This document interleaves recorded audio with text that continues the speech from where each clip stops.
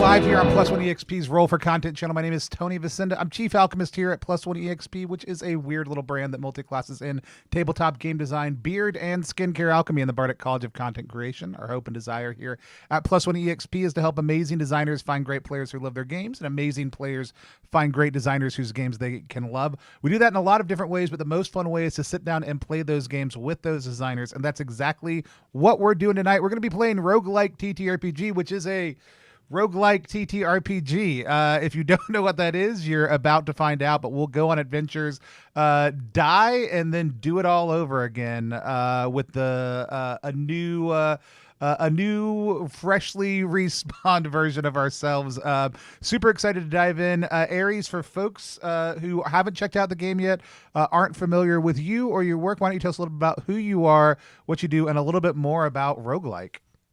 Yeah, hi, my name's Aries. I work for a company called Imagining Games. Imagining Games has released a few tabletop games, including an Emmy award-winning game called Chew.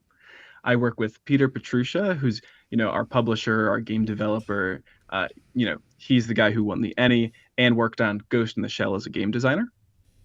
Also, if you don't know Pete, Pete's the best. Like, there's not a single person who doesn't think Pete is the best. Pete's the best. And exactly. My claim to fame is being the second guy with the Imagining Games email, right? So with that being said, yeah, Roguelike the TTRPG. What a direct name. The reason for that is because roguelike video games, typically speaking, are one player. So I wanted to be able to share that experience in a tabletop setting, share the stories that amazing people are able to create, and be able to play with my friends, right? So that's the initial inspiration. It's awesome to be able to emulate that game genre. It really flows, and hopefully you guys will see, well into the tabletop setting. Now, normally we have those game masters, and this will have a dungeon engineer or the dungeoneer. With that, it's a far more rules-light dungeon crawler setting. So the whole point is it's a loot-based system, or an item-based system. So we didn't start with classes, we started with our gear. All of our players have some awesome starting gear, and today we'll be playing one of the adventures, which is not in the quick start, but will be in the main book, which is fully funded now on Kickstarter. With that, it's called Draconic Descent. And Draconic Descent is an adventure cartridge. It is a fully encapsulated scenario. All the riches in the realms lie buried in this Mad Mage's dungeon, guarded by Frithy, the five-headed dragon. Do you have what it takes to fight through the hordes of the undead, battle cubes of gelatin, best puzzles, evade traps, and uncover the secrets of the ancient maze of death? Or will you meet a violent, fiery end in the brand new adventure? Welcome to the dangerous depths of Draconic Descent. Awesome. Super excited to hop in and play. In just a minute, I'm working on it because I don't know that Johnny got it set up correctly. You should be able to go to ttrpg.roguelikettrpg in order to check out the Kickstarter. You can just navigate over to Kickstarter and take a look also too, but I'll get that all linked up properly in just a second. While I do that, let's meet our other players who I'm finally getting to actually play games with. I'm super excited. Devin, why don't you start? Tell people who you are, what you do, and where they can find you online. Hi, I'm Devin. I use they, them pronouns. I am a game designer. I've published a couple games with Plus One EXP, including Pale Dot and The Conservatory. I'm also a freelance composer. I'm in an emo band called Gloomy June. And you can find me everywhere online at Devin Decibel. Awesome. And you are suddenly super quiet again. So I'm going to see if there's a thing I can do. My face is like 2 inches from my microphone. I know, and that's and you're going in through your Scarlett audio thing. It should all be working just right, but you are still super quiet for some reason. We'll see what we can do about that in just 1 minute. Aries, if you can push your mic back away from you a little bit, that way at least people can kind of bounce things out at home. But we'll kick things over to Joan next. Oh, hello. My name's Joan Zahra Dark. I'm a writer, game designer. I am also working with Plus One EXP. I am mostly someone who works on the project management side, but have worked my way into the development side little by little here. You can find me on Blue Sky at joandark.com, as well as joandark.com for the stuff that I work on. Awesome. I'm super excited to dive in and get playing. We always use a couple different tools here on stream to make sure that everybody knows what the game is about and make sure we're all comfortable and on the same page. Those tools standardly are Lines and Veils, the X card, the O card, and the open door policy. Lines and Veils are things that lines are things that are off limits in gameplay. So even if they happen in the wider world of the game, they don't happen while we're playing it. So things like sexual violence, sexual coercion are off limits on our stream all the time. But if there is there anything else that people want to put a line on, meaning that it is fully off limits? Yeah, I mean, I'll start. Generally, I just got a kitten, so we're not going to do any pet violence, right? No pet violence. All right, cool. And then veils are things that we may come up, but we'll just mention them and dwell on them lightly or only approach them within a certain light. They're things that we kind of treat intentionally and gently. Does anybody want to add any veils? Cool. And then the X card is the ability to pause the game at any point in time to ask for clarity.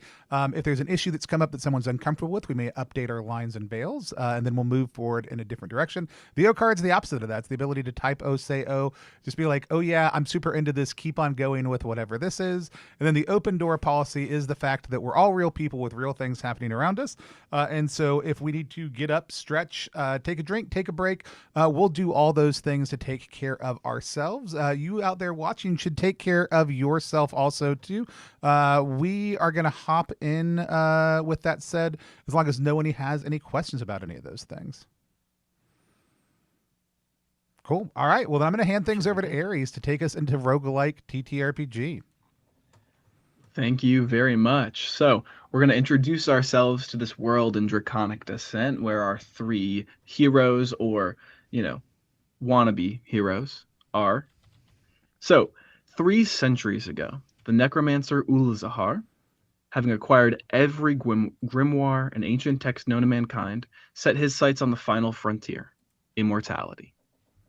With an army of evil ghouls under his command, Ulazahar constructed a colossal laboratory, within which he conducted all manner of vile experiments.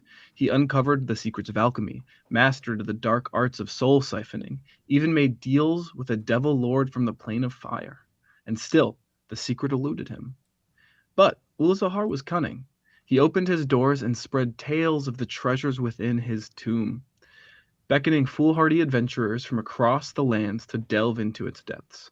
There, in his dungeon's labyrinthian halls, filled with traps and evil minions, all who entered met their end.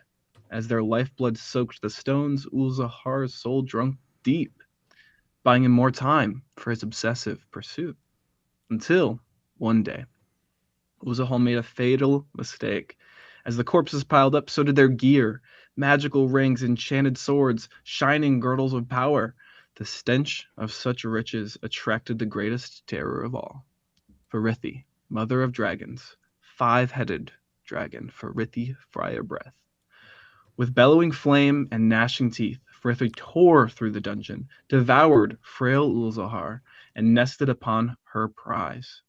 Legend states that she can only be killed by the might of ancient artifacts, all of which lie buried in this tomb, in her hoard. Still, centuries later, brave but bone-headed adventurers attempt the descent to kill a dragon and become legends themselves. They're dumb. They always fail. But not you guys. You've got a plan. Now, I would love for us to be able to introduce our characters. Whoever would like to start? Anybody want to go first? I can. Let me look at what I wrote yesterday. Let's see. I am playing as Thrag Boyardee, dungeon chef. The Thrag's look is that they look like they just got off service, so they worked a whole shift, and that they are tired. But the quest for the Kitchelin star never rests, and so neither does Thrag. They're always ready to hit the dungeon. They have on a red chef's hat, a black chef's jacket, and then of course, as OSHA requires in any dungeon, closed-toed, slip-resistant shoes on their feet. With them, they have the knife of their forefathers, and they have their never-ending deli cup of water. It's always filled with perfectly cool water to help them relax after a shift. And then they have. What else did I say I have? I can't find I think it's anything that moving in front of me. that perfect meal prep, right? That perfect meal prep kit. The perfect meal prep kit, and they have a book called How to Skin a Cockatrice, the killing and preparation of dungeon creatures with them also. Yeah, and they've got a travel little kitchenette for cooking up meals in the dungeon. Yeah, thank you. Let's hear about Delia Spiretro next. Hi, I'm Delia. How's it going? I'm just uh, a little bit of a dungeon rat. I really love. I've been going in dungeons for as long as I can remember. Honestly, I just love going in and seeing, if I can do another dungeon run and build up my deck a little bit. Um, I've you know uh Delia has like long wavy black hair and kind of just like casual street clothes, like like a red cardigan and like some jeans and kind of like a no nonsense black blouse and sneakers with like some comfy insoles on there. Doesn't have a face, has a skeleton face. um you know uh it's occupational hazard. These dungeons are can be a little bit tricky. Sometimes you get nicked a little bit, just a little bit, but it's fine. It's for the love of the game. Um, and I've got a bunch of cards here. I've got I just love building up a little card collection to use when I'm on my way around, and really helps me work my way through these runs. I've got a bunch of bunch of cards that monsters are in. They're just I just found them like that. Um, and throw them out, and sometimes like a whole monster will come out, like a part of a monster will come out. Um, some playing cards, they seem like normal playing cards. Um, some a bunch of like item cards that are just like there's just a bunch of I don't know, a bunch of stuff in here. I don't know. Um, and if I need more stuff, I can throw some blank cards at some monsters, and we'll get more. Is it fair? Happy to be here. Thank you. So is it fair to almost remember like one of those like trading card game animes when you're throwing out your cards and summoning them, or should we imagine more of how would we imagine those cards? Um, it's definitely like the gig of like kind of like card captor Sakura in a way of that type. But I think if she was a like mid-30s woman that just really liked deck building and just, really, really hoarding cards. Yeah, thanks. That's awesome. Now, is it a coincidence that you happen to be in the exact same clothes that Delia is in, with a red cardigan with skulls on it and the black blouse? I don't know what you're talking about. Okay. All right. And let's hear about Dr. Septilian Kilvinger. You have the pleasure of meeting Dr. Septilian Kilvanger Bean, but you can call me Dr. Septilian Kilvanger Bean, Professor of Theoretical Cosmic Doomomancy, Adjunct Archwizard, and High Sylvan Academy Honored Academic Ambassador to the Goblin Clans, they, them. You're looking at a short goblinoid. They're furry and blue. They got a big, long, pointy nose and big, long, pointy ears. They're wearing a deep black robe and a pointed cap, and they have silver crescent moon earrings. And as they are walking around, they're always surrounded by a armada of floating books that do various things. All of my starting items are books. Dr. Bean was a young, promising goblin wizard professor. They're the first goblin to get into the High Sylvan Academy, which is a primarily elven university. They're the understudy of the great elven sorceress, Evangaldra Dabalan Va. Wait, I fucked up my name. I knew this was gonna happen. I wrote a stupid. Off to a great start. Evangaldra Dabalavan Zaldabara. Perhaps you've heard of her, though she ascended to become a constellation. And now that I'm, a adjunct professor at this college, and I don't have my nepotism connection, the board has denied my tenure due to my lack of practical field experience, and also because I'm down in the basement calculating the parameters of the spell that will end the universe. And people are always asking why I would be doing this, and I just tell them, we need to know what the spell is so that we don't cast it. But they don't understand. But I'm out here on sabbatical doing lowly dungeon delving work in order to meet the Academy's strict tenure prerequisites. Despite being a extremely important wizard, I think this is my very first adventure. Thank you so much. And now that we have our adventurers, we have our adventure. So, you guys have been invited to the Galloping Gelding. This old wizard from your dreams appeared hovering at the end of the bar. His phantasmal form flickered a pale green, and his arms phased through the counter as he set them on him. Over here, brave adventurers. I see you've come prepared. Now it's time I impart the promised gift. The ghostly image of the old wizard raised his spindly fingers and wiggled them in some esoteric patterns. Surely Dr. Septilian, recognizes some of them. Of course. Before you could voice 101 stuff. Exactly. Before you could voice your growing doubt, the spell was cast. The tavern erupted in green sparkling light, and you felt your soul split in two. That will do. That will do. Now, if you should die at any point, the other half of your soul will go on from this very moment, repeating the events, or not, again and again, forever and forever, until your work is done. Then whatever infinitesimally small piece of you remains gets to live on. So hurry up now and do what you came here to do, or take your time. You'll never run out of it.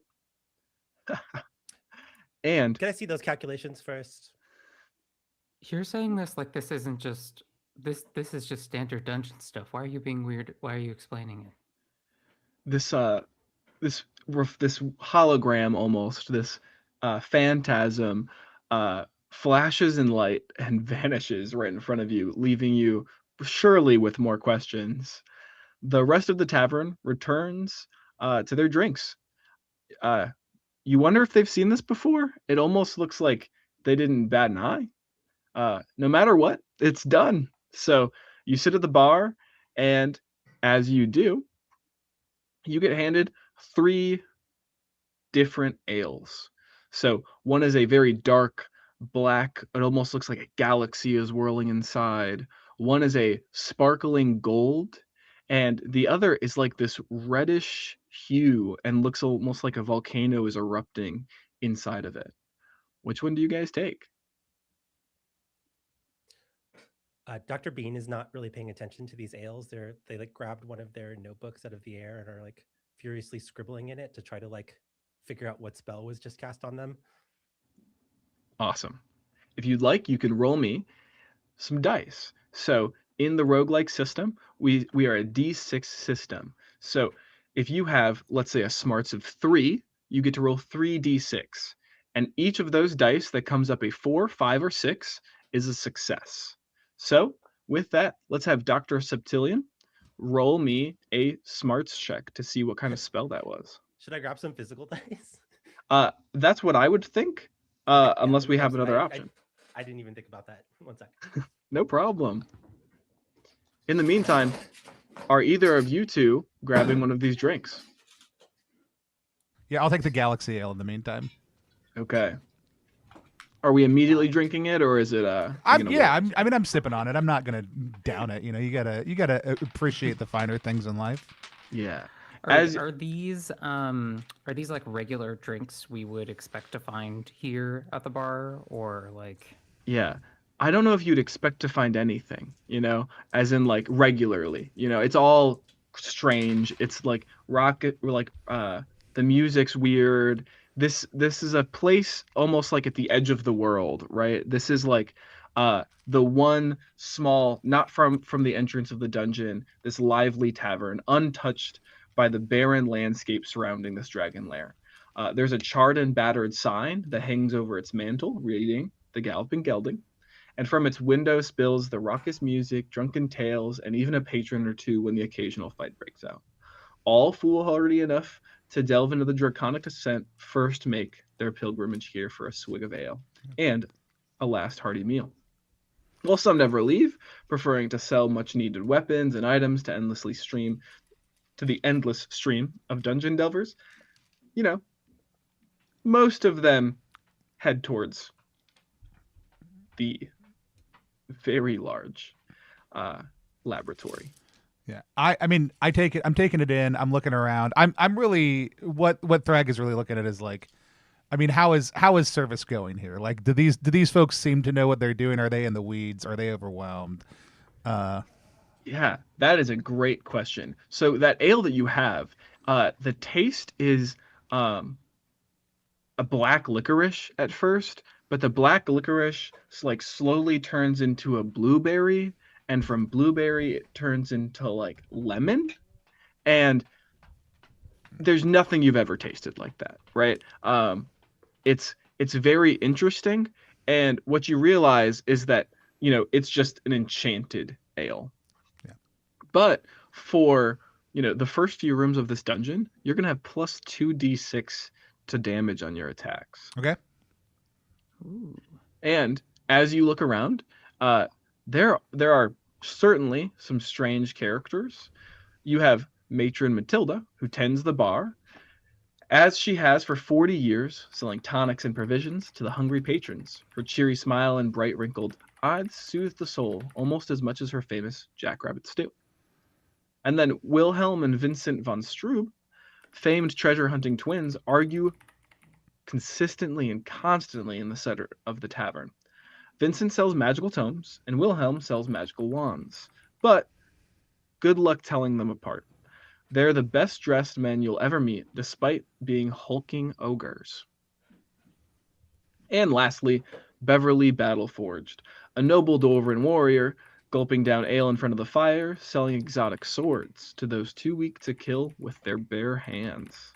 She's friendly, but lacks any sense of humor or understanding of metaphorical language. Cool. Now, with that, hopefully we have some dice. Yeah, my dice were just out of reach, and I knocked over my computer chair. But I did roll 3d6 and got 2 6s. That's 2 hits, right? Yeah, absolutely. So with that smarts roll, you've got those 2 successes, and it seems like there was obviously some soul magic, right? And some sort of time magic, and there's something that's not directly clear to you. But that soul magic, you've seen people, tap into the soul or even rip out a soul and put it back. That's nothing new. The time magic, it's interesting, relatively advanced, but nothing that you wouldn't have seen at the college. But there's one piece of that magic that still is eluding you. It's almost like a grasping of an infinite. I'm constantly grasping at the infinite. It's part of my research. Exactly. And what is Delia doing? Which two drinks are left? There is a golden sparkling ale and a red volcanic ale. I think Delia would probably look at the volcanic one. It's like, I love a spicy beverage. Just kind of like downs it. Yeah. And is like probably also like waving at everyone, like waving at Matilda, waving at the ogres, being like, "Hey, I'm here again. How's it going?" So, yeah, as it goes down very smoothly. There is a man named One-Eyed Nick. He sits alone at the back of the room. This is a very Lord of the Rings, back of the room, brooding character kind of guy, right? And in the back of the room, he sells trinkets and curiosities, but with his one eye, he eyes you very specifically, Delia, and kind of waves you over.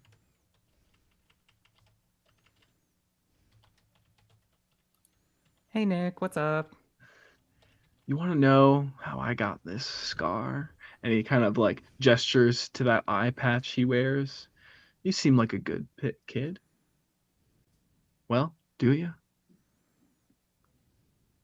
I mean, you could tell me. I'm not saying no. It's, He was like, I don't tell many people this, but down there in the dungeon, I squared up with the nastiest relic trader in the biz.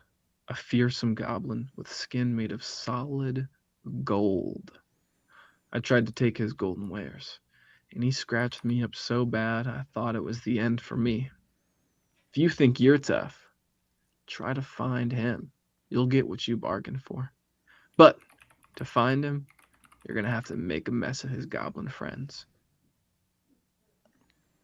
Delia kind of like makes a like moving back motion in a seat, like she's like raising eyebrows, but she has no eyebrows, so she's just kind of like going like this in her chair, like surprised at the mention of like gold goblin. That would be good for my collection. Ooh. Yeah, they got booster packs delivering the Galloping Gedling now, right? They what? You can rip some more packs of those cards you like. She just goes up and just walks away towards where he mentioned. Yeah. There's clearly like a little, trading card setup. It's got the thing, a bunch of booster packs, but they're 1 gold each, and you have exactly no gold each.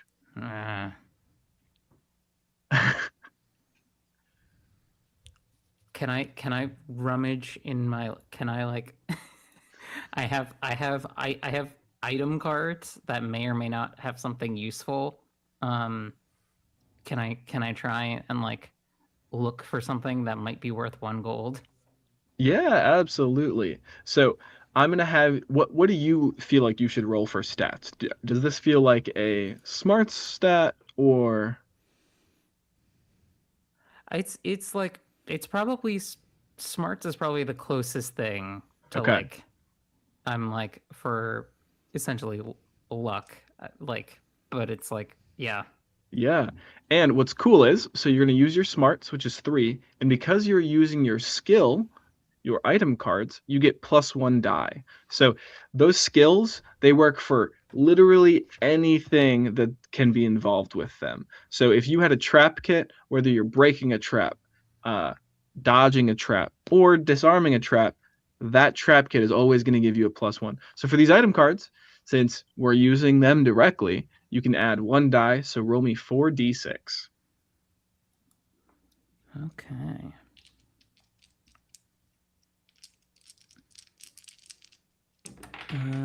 Let's see. We're looking at that's I have one.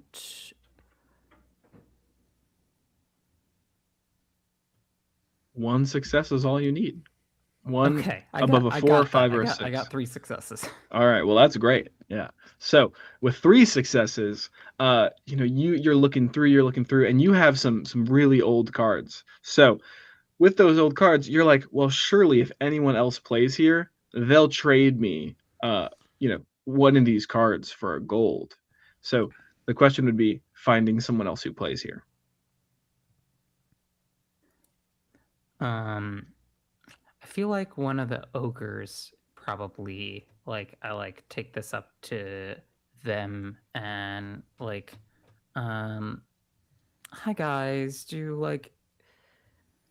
either of you want this? Are you either of you looking for little Jimbo? Can you make me a strength check? A strength check? Yeah, I'd like you to roll me strength.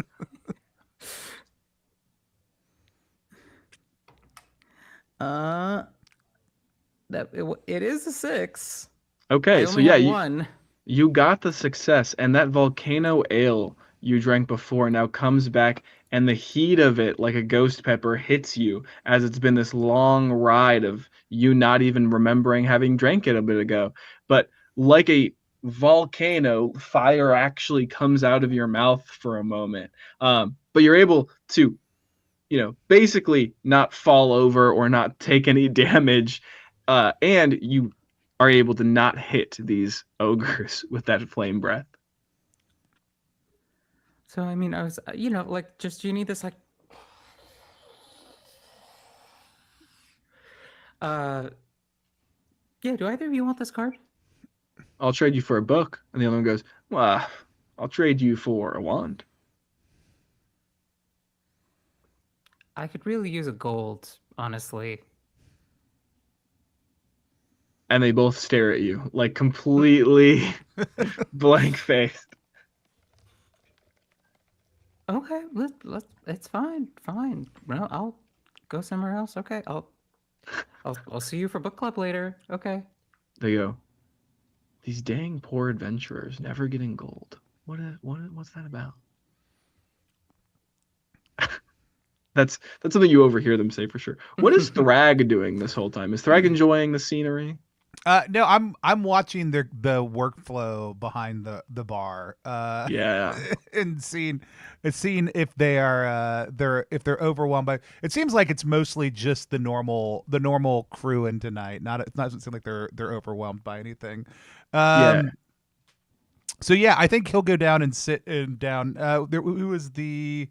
Who was the person next to the fire? That was the dwarf. Let me make sure I have their name right. It is Beverly Battleforged. I'll go over and try to clink glasses with Beverly Battleforged and see how she's doing. Yeah. As you sit down, is Thrag a bulkier guy? Is Thrag built, or is Thrag no? Thrag's all sinew. Okay. Through and through. Okay. Beverly clinks glasses, but gives Thrag this look up and down, and is like, "What are they feeding you? Clearly not enough." Oh, always busy serving it, and don't necessarily have time to sit down for a good meal myself. Well, how do you not starve? Oh, you take a little bite here, you take a little bite there. You're testing sauces constantly, making sure you're, everything's just right on the plate. You get snacks between seatings. I could not live that way. When I do anything, I only do that thing. Well, yeah, I'm only doing that thing, but it's not eating. And then for like a good 30 seconds, Beverly slowly raises their glass, drinks a small amount, like ritually sets it back down, then turns over and goes, "You should still eat more." Sure. I'll tell you what. I'll cook us something for later. Okay, You and me. We'll hit a meal together. great. Anything you got the hankering for lately? Dragon meat. I haven't had that in. Well, I've never had it. Got it. Flip out my cookbook and start looking through it for dragon meat recipes. Yeah. You do find one, but the warning is so long that it feels like one of those recipes where you're like, just tell me what the ingredients are. And it's like, warning, warning, warning. Don't try this at home. You're not a professional. You should stop I now. am a professional. That doesn't make any sense. Yeah, exactly. And eventually you do get to a seared dragon tail. All right. Cool. Alrighty. With that being said, uh, you know, now it seems that the Galloping Gelding is kind of used to your guys' presence. At this point, anything that seems kind of new is, the workflow, the flow of the room is kind of settling in on you guys. And one adventurer kind of walks in through the door and goes, "Are you guys new?" He's specifically looking at Dr. Septilian. I am still kind of studiously tracing out sigils. I'm very familiar with time magic and space magic, but I'm less into soul magic. So I'm trying to figure out like where the sigils overlap, and I'm getting a little bit puzzled. And I just kind of like absentmindedly reach over and take a swig of the like sparkling gold ale. It reminds me a lot of my mentor, Ivan Galja Dabalavan Zaldabara. She took me off the streets from goblin squalor and introduced me to the eloquency of goblin life, the finer things. And I miss her, but now she's a constellation in the sky. She would have helped me through all of this tenure nonsense. And I'm just kind of like not really paying attention. I'm kind of like lost in a nostalgia. Yeah, this guy is in what was probably at one point a nice silver set of plate armor. He even has like the helmet, and you can tell that it was nice because there was a like line of soot completely around it, and the back is still pristine except for the cape that's obviously been burnt from fire, and it looks basically like he was in the direct path of a large amount of flame, and it kind of just went around him and soaked him in dragon fire. And even his sword is black, with basically like char or soot. And he looks over to like the sigils you're doing, and he goes, "Hey, I've seen some symbols like that. Way cooler and more intricate in the dungeon, though. You should probably leave." I'm very startled by this, and I like break the lead of my pencil as I look up at him and like see how fucked up he looks. What? Excuse me. What are you talking about? Oh, you guys are one of those like dungeon delving grifters. You guys don't actually do this. You guys just come to the spots to say you've been there. I haven't claimed to be anywhere. What?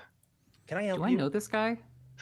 You've you've seen this guy on basically like some what not to do's. Like he's like the standard for like uh Dummy's Guide to Dungeons.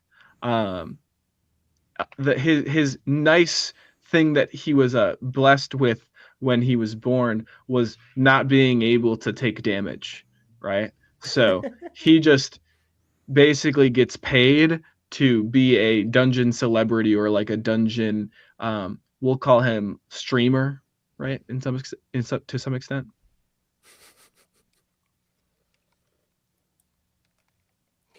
Do you have a problem?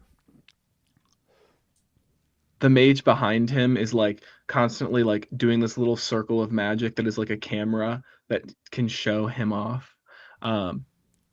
Every once in a while you hear like a clink of gold into like a bag. It's some sort of like donation system. With that, he kind of this guy he looks at you guys. Yeah, I do. Well, that sounds like your problem. And I go back to sketching sigils with a new pencil. And then he looks at the camera and he goes, "That's all this time. Tune in next week." And then the thing stops. His shoulders kind of shrug a little bit. He goes over and starts to drink. And as you, Dr. Septilian, like go back to looking at your sigils, like a small part of your finger has turned gold. What in the heavens? I like start investigating it. Does it like feel metallic? No, it still feels like your finger. It does seem like it's some sort of illusion. Ooh, how'd you do that? I don't know. Perhaps it was this strange ale. Is there any is anything left in the tanker that they just drank? Yeah, that Dr. Septilian, did you drink it all, or is there a few swigs left? I probably was like absentmindedly drinking it throughout all of this. Okay. So I imagine that there's like maybe that amount of liquid in the bottom to where you can still see the ring and maybe get a few drops.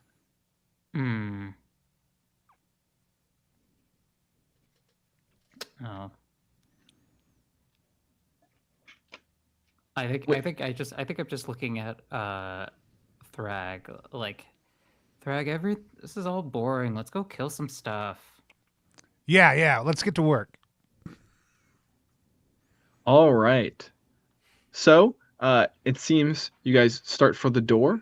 Dr. Septilian, do you go willingly or are you dragged along?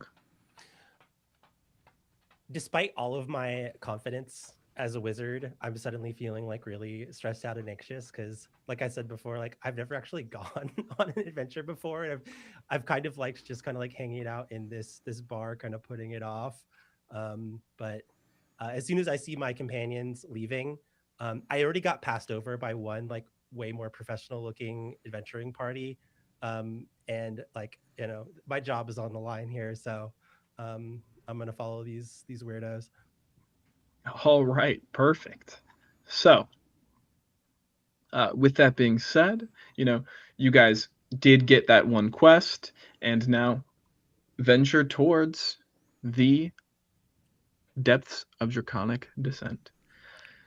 At first, the two of you, Delia and Thrag, have at least done this once, right?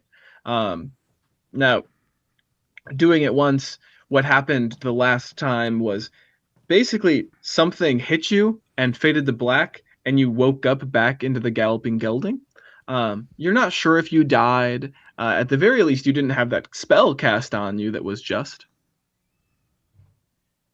As you guys enter, this spire had been constructed, centuries ago. But since then, it's seen renovations, the most significant of which is the giant hole that Farithi made when she burrowed into it as a five-headed mother of all dragons. In fact, there's still some flame left on the outskirts of that large hole. With that, you guys enter the first of the rooms. This is really basically a foyer, right? There's a lot of black stone.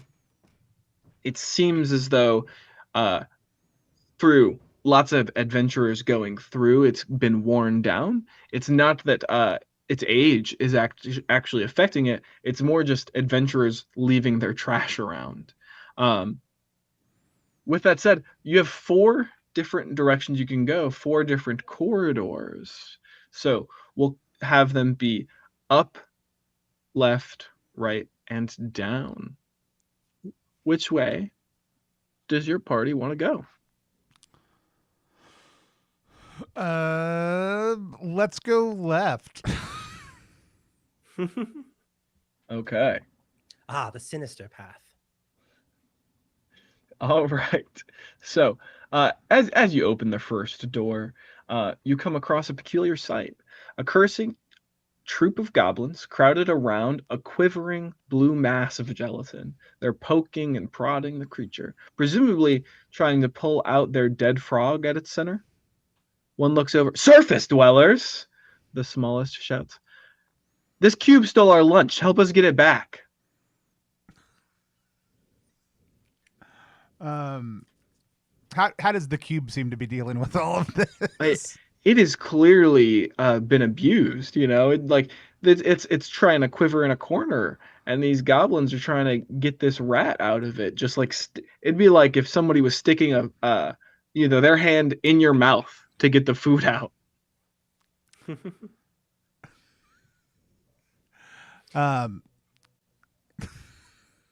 So good. Well, I'll tell you what. It's not quite lunchtime yet. Why don't y'all leave that? Why don't y'all leave that ooze alone, and I'll get you something to eat in a little bit. Yes, you fellow goblins should be aiming higher for the enjoyment of life. Have you ever considered not living underground in squalor? Look at me. I'm a self-made goblin. I've gone to elf college. You could be like me. The goblins look at you guys up and down. Tony, how much cursing are we allowed to do?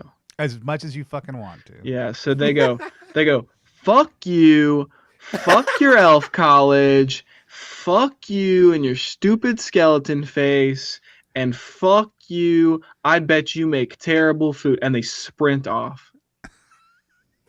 Do any of you play Dungeon Go? And then one goes, yeah, wait, I do, and gets dragged through the door. Who's going to be your new best friend. And so... yeah, you guys shoot the goblins away, no problem. And this cube of gelatin, it kind of coos softly, and then puckers what only you can imagine are lips, and gives the closest, which is, I think, going to be Delia at this point, a peck on the cheek. You think it might actually like be blushing, like the little cube. It has like some little red lines on its face. And as it does, the cube slides out of the room, finishing eating its little small prize. And you have this slime kind of like stuck to your blue skull. Or sorry, normal skull, but now a little blue in that area.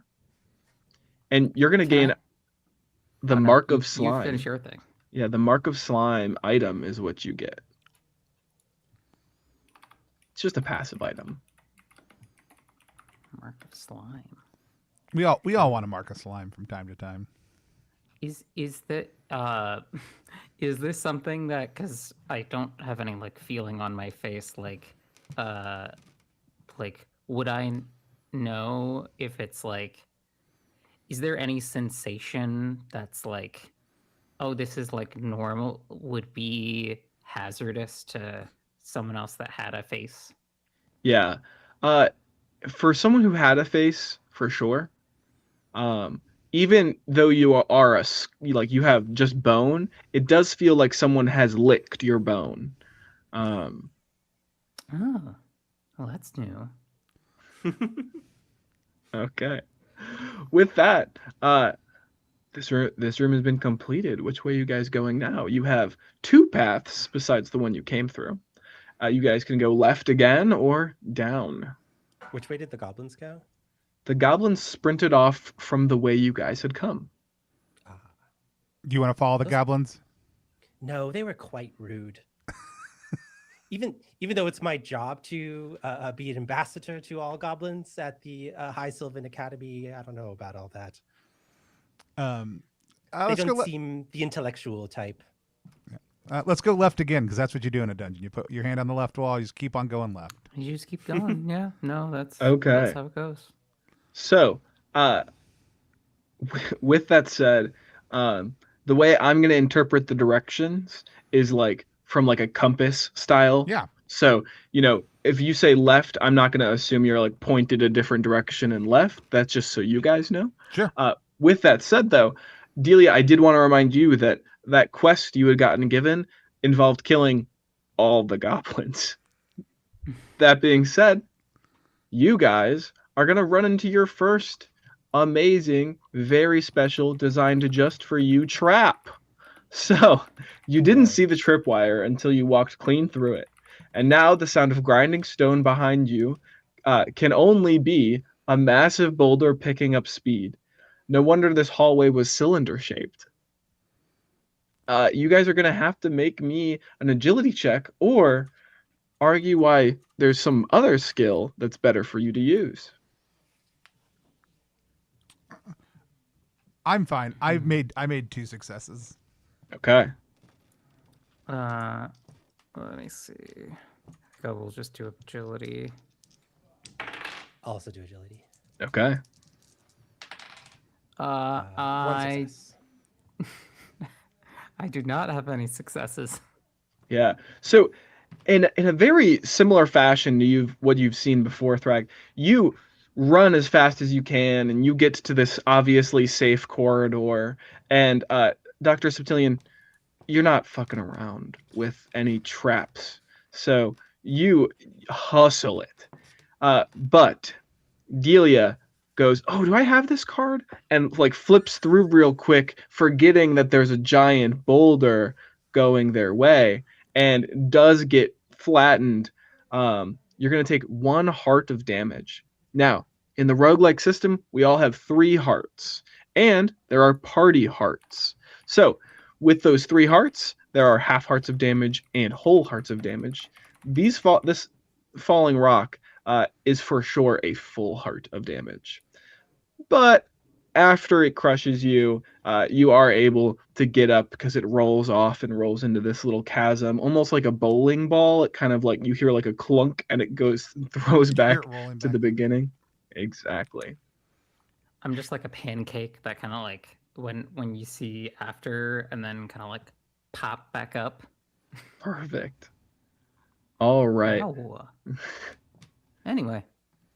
So in your first room, your first enemy room, there are, let's see,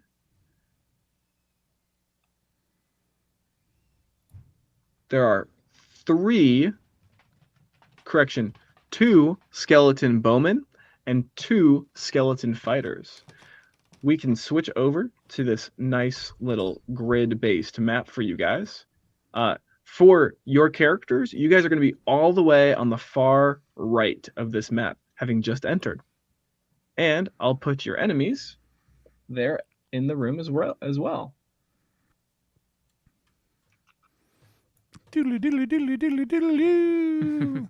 Perfect. Bum bum bum bum bum bum bum bum bum.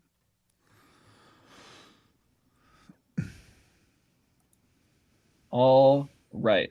So now that we've officially entered combat in the roguelike system has the enemy phase and then the player phase. So there isn't any initiative.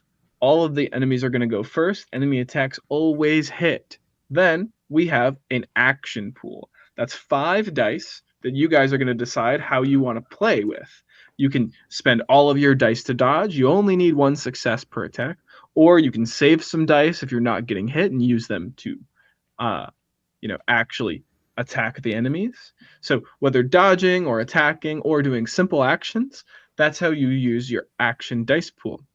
This simulates the idea that like in a roguelike or in a bullet hell game, you have to constantly attack the enemies and also worry about getting hit. Cool. With that said, these 2 bowmen are going to be shooting at this small training dummy person. And who is going to be the training dummy? Is that our good doctor? I can be. Great. Perfect. And There's then no goblins, or I guess the goblins are like villain goblins. So yeah, if you want to be one of these goblins, you can absolutely be one of these goblin sprites. no, those goblins are not posh enough. Yeah, they very clearly aren't. I would agree. Now, with that, we do have this guy over here that looks like a mage. They aren't a goblin though. You want to stick with the training dummy? I'll be the mage. The mage is cute. Okay, great. We will switch that out. Maybe, if I can do it. You got it. I believe in you. Thank you. All right. Oh, that is cute. Thrag, are you in the middle? I am in the middle. All right, and I'll take it the Delia's at the bottom. Great, and I can see your Yes. guys' cursors. Perfect. So, 2 shots are going to be coming at Dr. Septilian, and we have 3 kinds of range. Everyone is allowed to move. It's around up to 4 squares, but it's going to just be close, far, or touch. Touch means you're right next to the person, like all your players are touching right now. Close is about where those skeletons are, about half the room away. And far is going to be those archers. The reason those ranges matter is it's going to be more of a vibe-based range. I don't want us to have to count squares every time we move. It's just about half the room. Okay. With that said, these skeletons are going to move in. Maybe. If someone else wants to move the other skeleton in, that one's going to be going towards Delia. And those archers do not have to move. So, they're giving us a hard time, huh? They're shambling like skeletons. They take a while. Exactly. All right. So 2 attacks are coming at Dr. Septilian, and 1 attack is coming at Thrag, 1 attack at Delia. It is your guys' turn to dodge those attacks. So each attack is going to be dodged separately, and you can spend any number of your 5 dice you'd like to try to dodge. So let's start with Delia. How many dice are you going to use to dodge?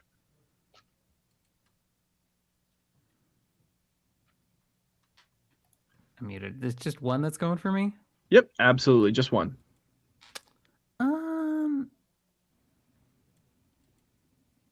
Let's say 2. All right. 2 it is. So roll those 2 dice for me.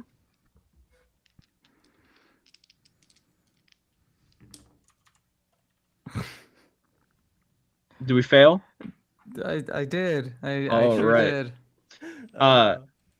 So you surely have one of these skeletons in a card, and you're like, oh my goodness, and then you like know its stats and everything like that as its sword clunks you into the side of the head. This one. This is Thrag. Yeah. Yeah, go ahead. I'll spend 2. Great. That is a success. You easily dodge him. And now Dr. Septilian, 2 attacks. So you'll have to do 2 separate dice pools. Okay, I was about to ask about that.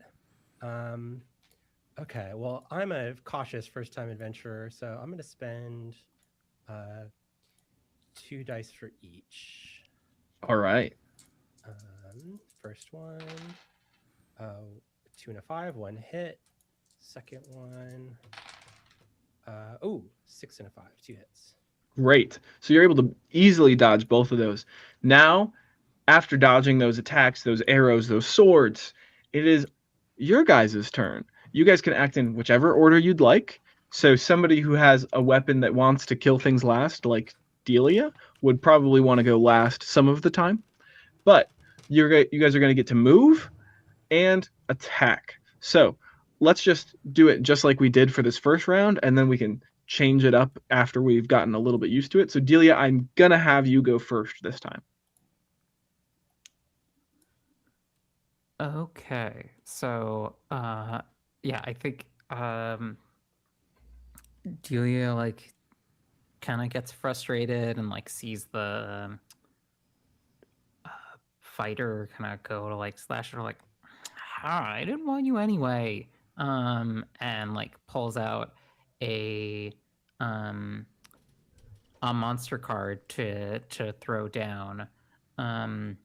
That is like I think this one is probably like for flavor it's like a hobgoblin or something that has like just like a big club and it just like shows up to hit things. I Yeah. look horrified at you, seeing that you have a goblin in one of your cards. Okay. What? So What happened? with that, you are you summoning a whole goblin or just a goblin part? I want to make sure I had that right. In this case, I think it's You know what? No, I think it is a part. I think it's just like a big like arm with a club. Okay. So with that, I'm just gonna have you roll me to hit. So it's as many dice as you want, or as many dice as you have left if you don't have any simple actions you'd like to do. And with that, you just need one success to hit this skeleton. I think I will do. I have 3 left, so I mean, let's just do 3. Great.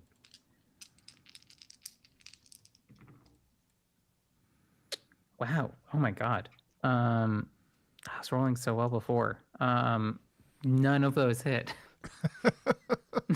Awesome. When were you rolling good? I feel like you failed every roll in the dungeon. Before the dungeon, I was rolling great. Let's go back to the tavern. Yeah. That's what's gonna happen at this rate. So this little goblin arm does come in and absolutely smacks the skeleton and just does no damage. It probably what happened is like you summoned the wrong arm and the other arm had the club. But either way there, let's go to Thrag. Thrag, it's your turn. Yeah. And we're basically working out of a pool of 5, so I've already used 2 and I have 3 left. Is that correct? Perfect. Okay. So I think I'm gonna go ahead and split here and use just 2 for right now on one of these friends in front of us. Can I move, attack, move? Does it matter? Yeah, great question. So for attacks, there's a rule that isn't in the quick start that we're going to play with. And that rule is normally you can't attack more than once. Okay. Right? But if you spend a die, like it's a simple action, you can. So if you wanted to attack twice, if Thrag wanted to, they could spend a die and then have 1 die for each attack. And interesting. to answer that second question, yes, if you do have multiple attacks, you can absolutely move, attack, move. You can act whatever you want in whatever order. Okay. But movement is just happens, correct? Yes. At least for half the room. If you want to move more, you can spend dice Right. to move more. I am gonna I'm hear Thrag whisper bone broth. He's gonna slide around behind the goblin and pull out the knife of his forefathers. We see one of the etchings in it that says "I'm so proud of you." Flash in the torchlight, and then let's roll some dice.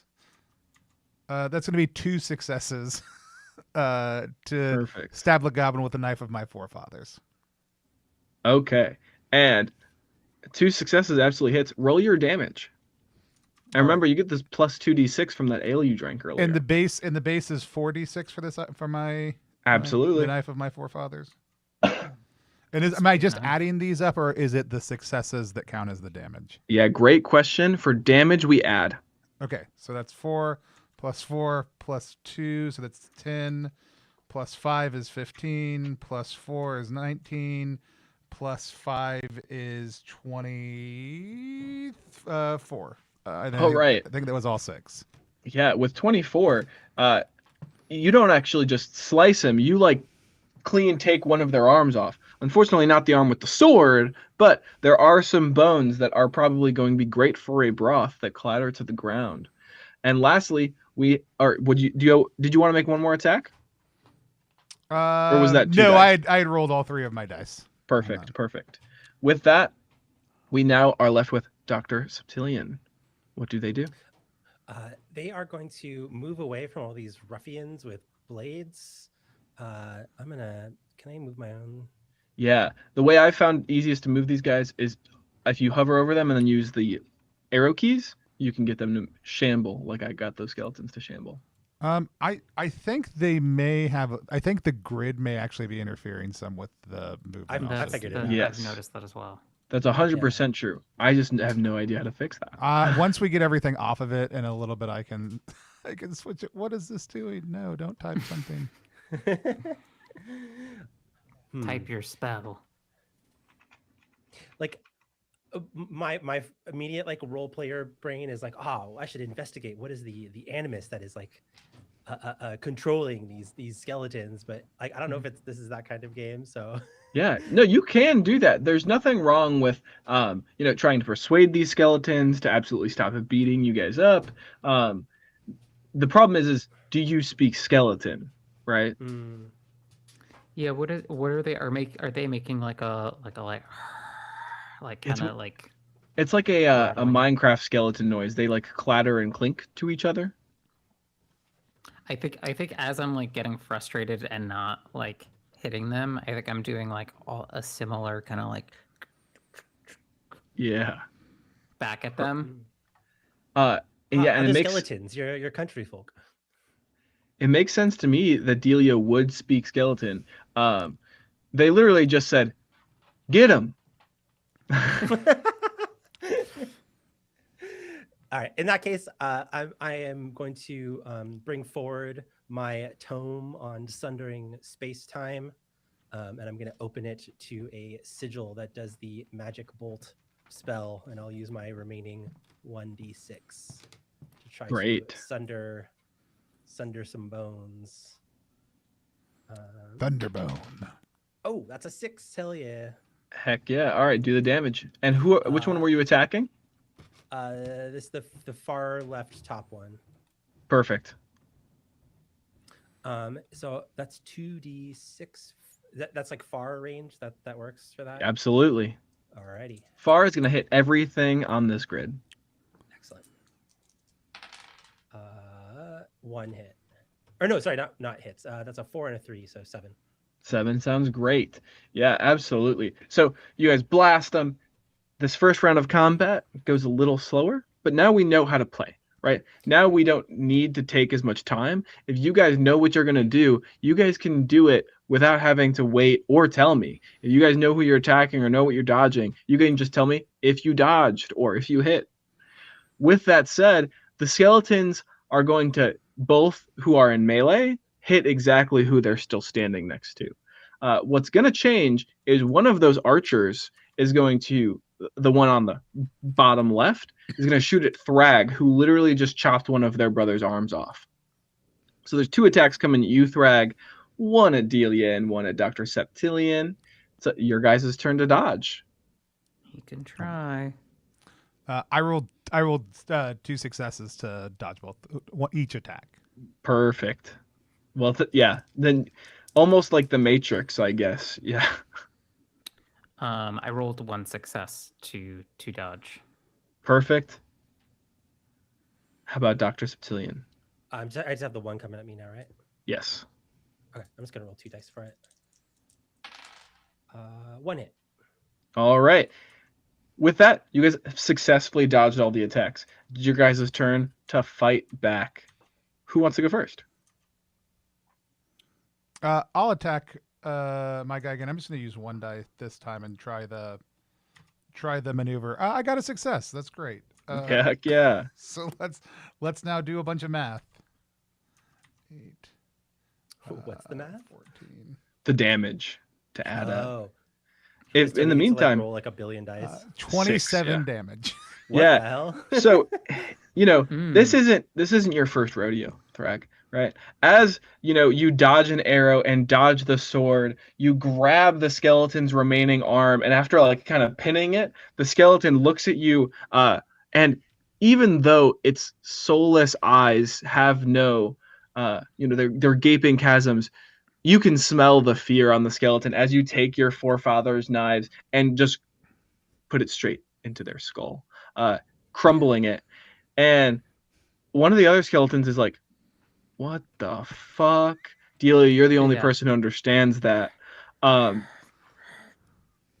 Yeah, one of the skeletons absolutely dead. With that said, who wants to go next?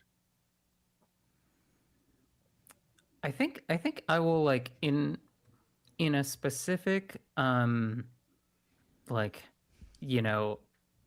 now that she's frustrated, I think Delia is gonna look at the fighters still in front of her and pull out a card that is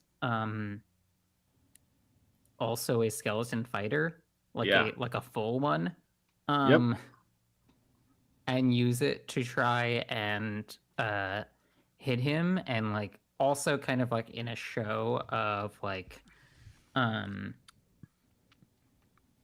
could like, in basically to be like, I think plays this and then looks at them and like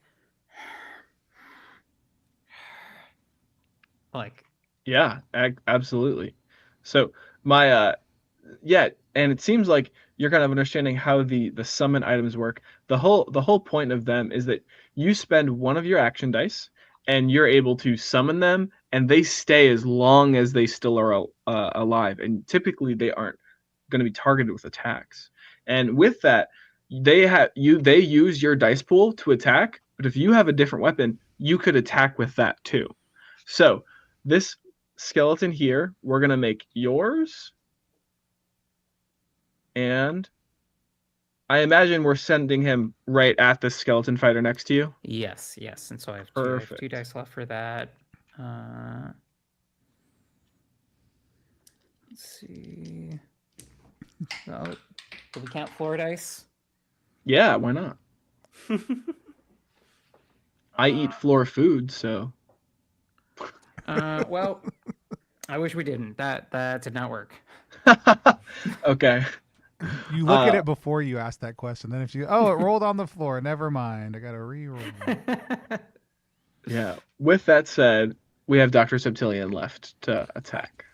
I got 3 dice, and I'm aiming at this guy directly in front of me again. Perfect. That's 2 successes. Does more than one success do anything? It doesn't do anything for you. There are times in the dungeon where multiple successes might be helpful, but in attacking, generally not unless you have an item that says something like that. So, well, luckily, I have the special item combo counter, which I have flavored as a book on exponential cosmological mathematics, which means I get to add an extra d6 to my damage now because I'm hitting the same enemy that I already hit. Absolutely. That is 13 this time. Perfect. Yeah. 13's great. Let me actually check. You did 7 the first time, right? Mm-hmm. All right. So you blast a hole clean through this skeleton's armor. And it looks like you've taken out a few ribs, but that spinal cord is still keeping them standing. They're on their last legs for sure. All right. With that, it's going to be their turn once more. These skeletons, afraid for their life from Thrag, are going to hopefully not move the entire thing with them. They rearranged the whole dungeon. The walls are shifting. That might be my fault. I'm like exploding space-time as I use my magic. They're going to, yeah, it's fair enough, you know? Am I also They're going able to to move. move, by the way? I didn't ask this before on my turn. Yeah, you can absolutely move. There's no issue with that. Just like nudge over here. Let my fighter do the work. They're just moving away from Thrag, so he can't reach both of them. He's gonna pick one. With that, one of the skeletons is shooting at you, the one that you've done a lot of damage to, Dr. Septilian. Mm-hmm. And the one that shot at you before Thrag is shooting at you again. Yeah, he would. Yeah, this last skeleton fighter, having, I don't think, been damaged, is still trying to beat up Delia. And he is gonna move up to attack. Oh no, that's my guy. Oh, fair enough. Good talk. We're just gonna dismantle this board to get him up here. All right. It's your guys' turn to dodge. There's one attack coming at each of you. I'll take 2 dice. I dodge it. I'll take 1 hit. I keep rolling lots of 6s. Wow. Yeah. Dr. Septilian, use some magic to give Delia some of that. No. Did you fail? I think I'm about to die. Yeah. Hell yeah, we're gonna find out what that means. Yeah. Way to showcase the game. Yeah. With that being said, exactly what it is. you know, Dr. Septilian, literally, you watch as this skeleton has hit Delia twice, and now Delia running, this skeleton running after them. You see the skeleton land the final blow into Delia's back, and right next to you too, like literally right in front of you. And Delia now collapses to the ground, and you guys lose a party heart. What that's going to mean is fuck. you only have 3. If you lose all of your party hearts, you guys get reset back to the end of the back to the galloping gelding. But Delia, you're downed until this room is cleared. Once this room is cleared, you'll revive at full hearts.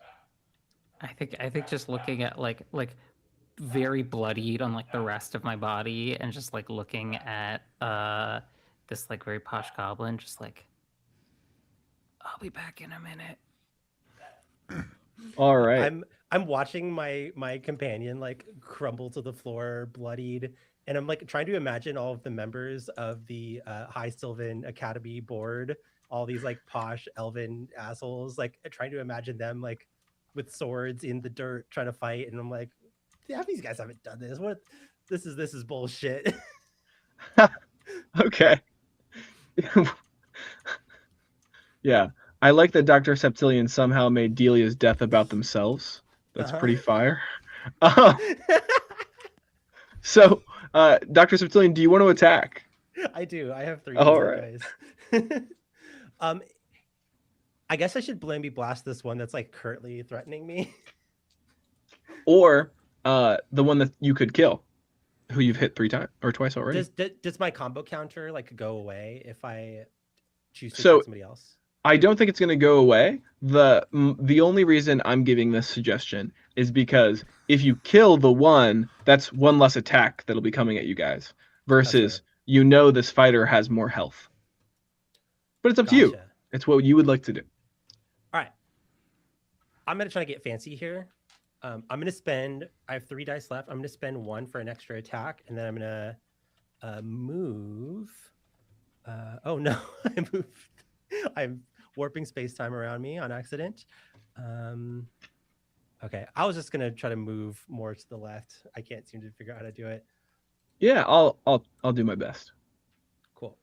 All right, first I'm going to try to ping the one that's almost dead. Perfect. I miss.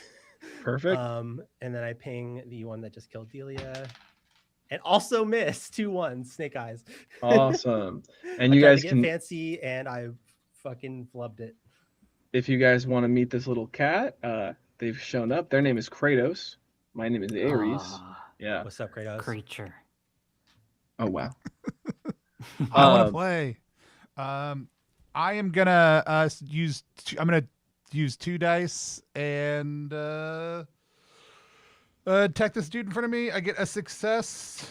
I roll a bunch of dice. Yeah, pretty much. 19 damage. Yeah, with that 19 damage, you carve out a chunk of this skeleton. Its jawbone clatters to the floor. It actually, I'm gonna have you roll me. Is strength Thrag's highest stat? No. That's Okay. my low stat. I'm gonna have you roll me strength. Okay. I got a 4. So That's a success. So funny So- that none of us took a high strength stat. You've successfully intimidated this skeleton. It gives up. It puts its hands up, bow down. With that said, it's now the enemy's turn who are left. Yeah, Dr. Septilian, you're getting jumped. Oh no. So this other skeleton comes up Sorry, behind hang you. on. I do have a clarifying question before great the enemies go. Is my skeleton fighter still there? He is still there, but he has no one to command him. he's just So- hanging out. He's just vibing. Unfortunate. Got it. All right. 2 attacks coming at you, Dr. Septilian. No attacks coming at Thrag. Okay. Let's see here. All right, I'm gonna roll 3. Wait, oh, that's 2 attacks, right? I need to. There are 2 attacks coming at you. Absolutely. Okay. I'm gonna spend 2 on each of them. 1 hit on the first. 1 hit on the second. Perfect. Yeah. So you're able to dodge both of those. Very impressive. And it's now your guys' turn.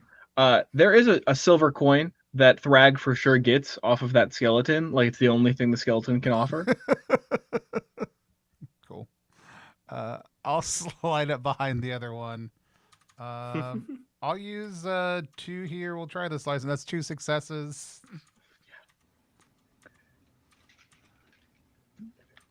And Dr. Subtilian, if you want to throw a blast at that skeleton while Tony rolls his, you're absolutely willing. Well, yeah. Miss. 27 on the one Dead. between us. Yeah. You pound it into dust. Crushed. Damn, you got the good potion.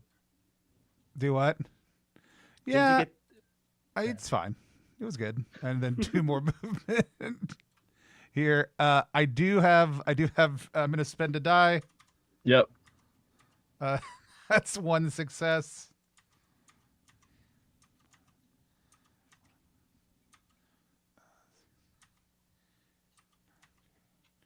That's 21. Perfect. Okay, dead. So, and I just want to make sure I have that turn right. Either way, Thrag just kills all the skeletons in the room. To me, and for the viewers, it looks like you moved that free move, spent dice to hit the first skeleton, spent a die to move, and then spent a die to hit that last skeleton. Oh, I thought I thought we could move it. Do we need to spend additional dice? Because I moved 2. Because I moved at the end of my last turn. Yeah, it depends on how close you were to that first skeleton. Were you already in melee with them, or I was close? So I moved. You mentioned earlier moving about 4, so I moved 2 to get right next to the first one, hit them, and then moved another 2, and then hit another one. Yeah, I see our confusion. You can't move diagonally. Ah, okay. Yeah. But now we know, and this room is going to be cleared. All right. So, Delia, you are back up. You dust yourself off, staunch the bleeding. The biggest wound is for sure your ego. But you guys are going to get all a gold coin. So each of you get 1 gold. Hell and yeah. Each of you killed a monster, get a silver. So I think Thrag gets 4 silver. Look, it's not about who gets the most silver. It was me, but... with that said, there's a room that we just cleared before, too. In that room, since it was an event room, you guys are all going to get 1 more additional gold and 1 more silver. So the way these silvers and golds work is it's basically every time you clear a certain kind of room, you get these coins. So if I'm tracking correctly, everyone should at least have 2 gold and 2 silver. And then Thrag specifically will have 4 more silver. All right. That's pack money. Ooh. Dude, Yeah, you know. I could just go back now. I could just go. Nah, I'll spend it later. Taking that all in. Cracking packs is gambling. You know, you don't you want to gamble to get more gold for more packs? Yeah. I think This Delia is is Devin like saying this. Septilian doesn't know what your cards are. Septilian was horrified. Delia is going up to the fighter, who I'm assuming is still there, and being like, "What were you doing? I was over here. What were you doing?" I think they asked you the same question. Why were you just laying there? Just picks up the card, puts it back. With that, ruined. There's only one direction to go besides the direction you guys came, and that's up. Would you guys like to backtrack or go up? Up. All right. Leaving the drab stone tiles before, the tiles you guys are now stepping on actually look like they've been swept. It's a relatively rare thing. Let me find exactly what I have for you guys. All right. Inside this dungeon bazaar or this dungeon shop, there's a ghost traveler, a ghost who looks very similar to one you guys have seen before, perhaps casting a spell on you. And it looks like they have some wares. I would like each of you to roll me 1d20. And what this is going to determine is what's at the shop. I rolled a 6. Okay. That's 6, 8. 4, 8. All right. So with that 6, we are going to have a Dragon Slayer sword. This is like basically just a hunk of metal, right? Almost less a sword and more like a block of steel. With that 8, there's a fire demon kind of on this log. Very powerful, very scary fire demon. And, he looks pretty friendly, relatively speaking, like a little campfire. And what was the last roll? 4, 8, and 6, 8, and 4. 6, 8. All right, perfect. So that 4 is a potion of self-destruct. Excuse me. Each of those are going to cost a number of silver. So the self-destruct is going to cost 2d6 silver. So whoever rolled that can roll those 2d6. And the Dragon Slayer and Fire Demon are going to cost 3d6 silver. So you guys can roll those dice. The 4 was the exploding potion. Yes. Or 2d6. Yep. 2d6 was and 4 was the self-destruct. Yes. All right, 7. How much was for the Dragon? I mean, how many was the Dragon Slayer again? 4d6. 7 for the potion of self-destruct. Okay. The fire demon, you said how much? 4d6. And then add them together. We're determining the prices. I'm just having you guys roll them. Yeah. My excellent damage rolling has come back to haunt me. Oh no. That Dragon Slayer is 13 silver. Okay. Are gold is gold worth a certain amount of silver, or is it? So silver is not a key item. Silver you replenish every time you lose when you leave the dungeon. Gold can go back to the hub with you and is a key item. Are they so they're are they different each amounts. a coin though, or is it like are they worth different amounts? They can't. You can't spend gold at this store. You can spend gold at the hub and silver in the. Gotcha. Yep, Perfect. absolutely. And they are both coins. It's just they're not the same kind of currency. Yeah. Gotcha. So this is like a later pickup once we get more money. It can be, yeah, absolutely. This is your third room, right? So with that said, there is you guys can share silver and you guys can pass items between each other. If you pass your starting items off though, you won't have any starting items. But that being said, you guys can go up or you guys can go left. The door to the left though, it has these like large kind of skull and crossbones on the front of it. Hell yeah. I think we're ready for it. Yeah, me too. I think I'm looking at the wizard and like looking up and down at the shop. Like, stop me if this is really weird. If I move my hand over you, is it a see-through sort of thing? Is it a pass-through sort of thing? Can you like touch things? No. No. If like, so you can't pick up anything in here. You can't interact with us. Not with this body that I have. No.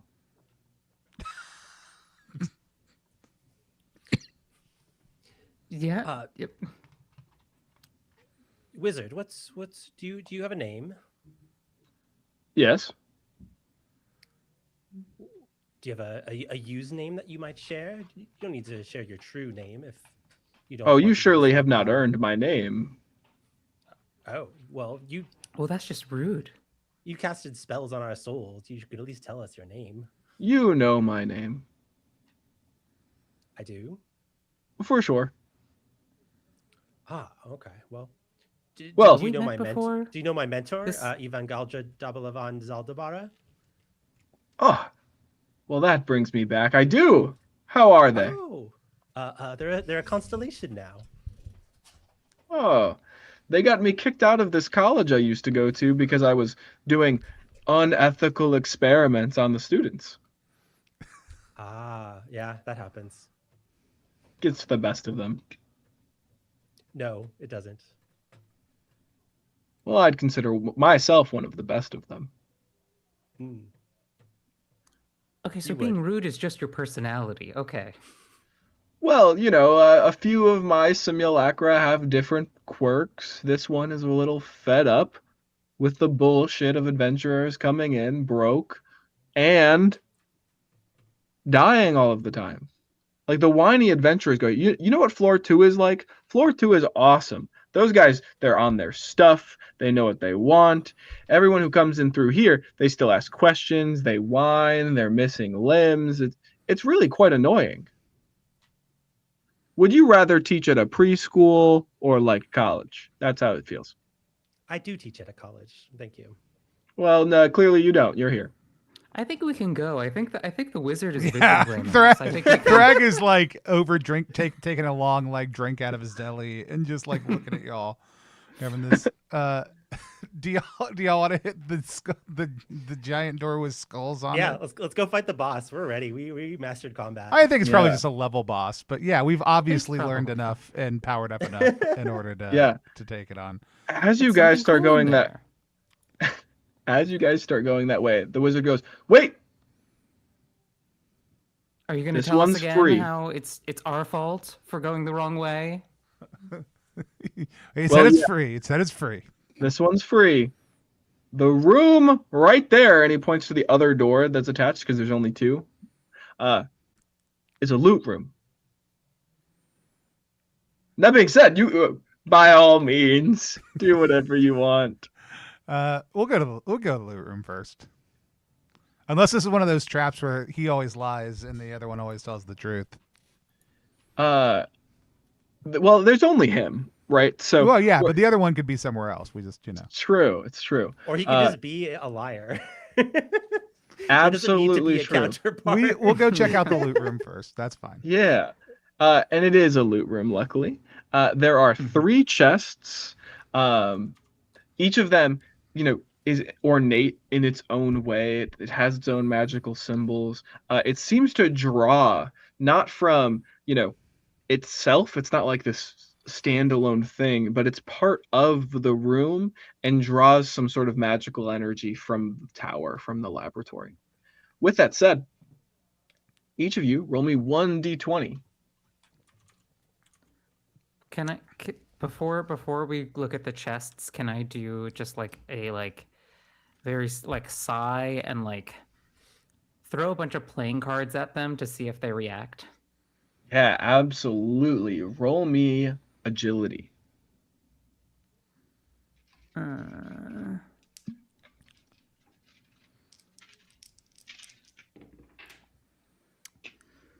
Wow. Oh my god. None of those.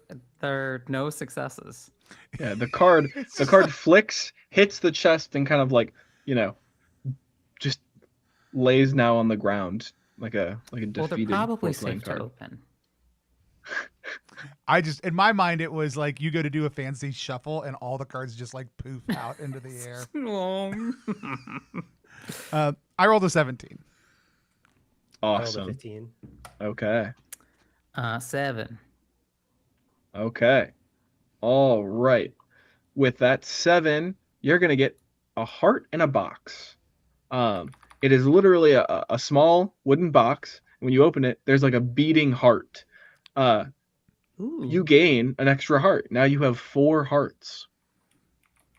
For that 17, was that Dr. Septilian? That was me. I got a 15. Thrag, in your chest, on a small, beautifully made pillow, is a golden apple. This golden apple is an active item. It's A tier, and you can eat it to gain a temporary golden heart. If you don't take damage for the rest of the floor, this heart can become permanent. And that was a 15 besides that? Yeah. You get these Titan killing blades. These Titan killing blades, they come with like this whole set of gear that can like push you and grapple you in different spots. It does 14d6 damage, has a range of touch, and allows you to do an extra move for free each turn. It is up to Dr. Septilian whether he wants to keep these or give them to somebody else. But I mean, these are pretty decent swords. Whoa. I mean, I can swap you for this golden heart if you want. Sure. We can get you all healthed up. I do have an extra like hit with my shield. Yeah. So that could be good for me actually, because I could. Does that? It won't count as damage. Yeah. Okay. Cool. So, yep, you have the exact right idea. Yeah. All right. And now are we That's headed? really funny that my like wizard spell does 2d6 and this does 14d6.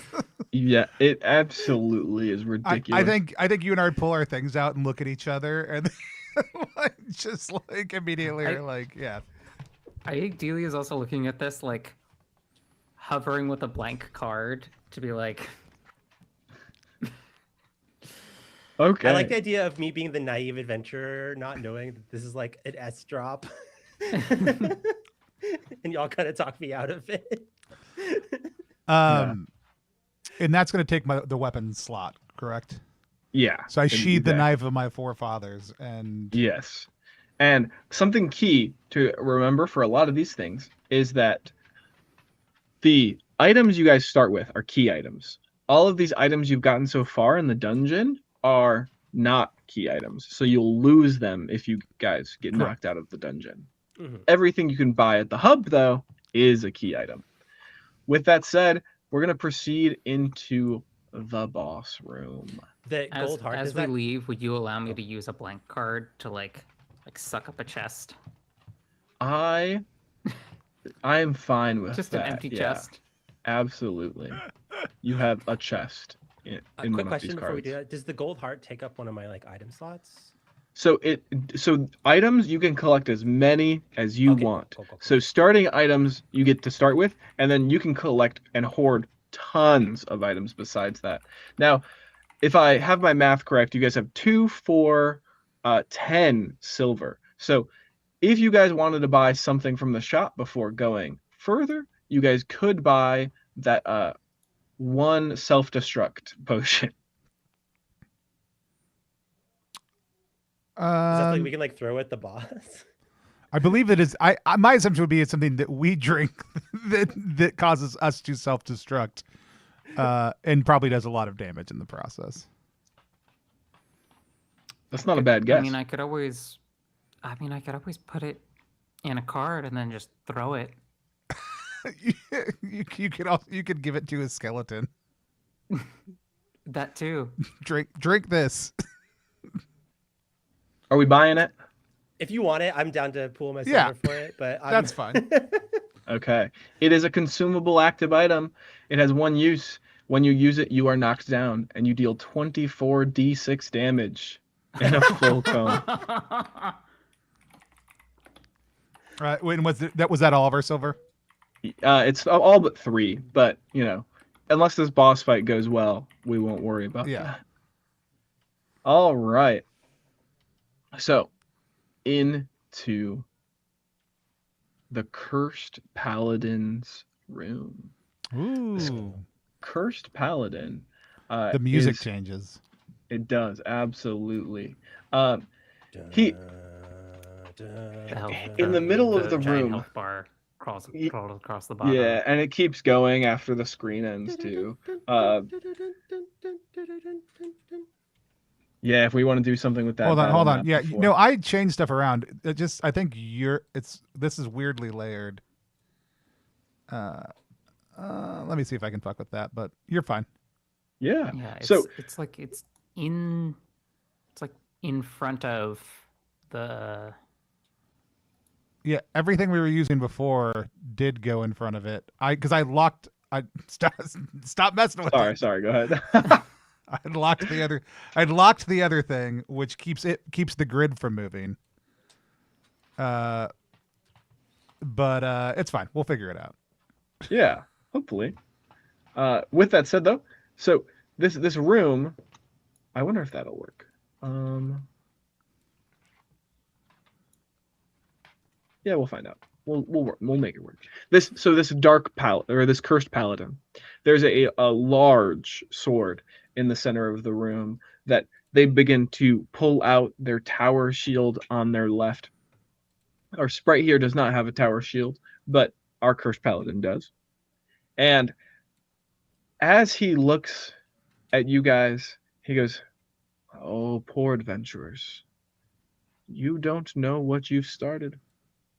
It's okay. I can send you home." And with Do you that, play Dungeon Go?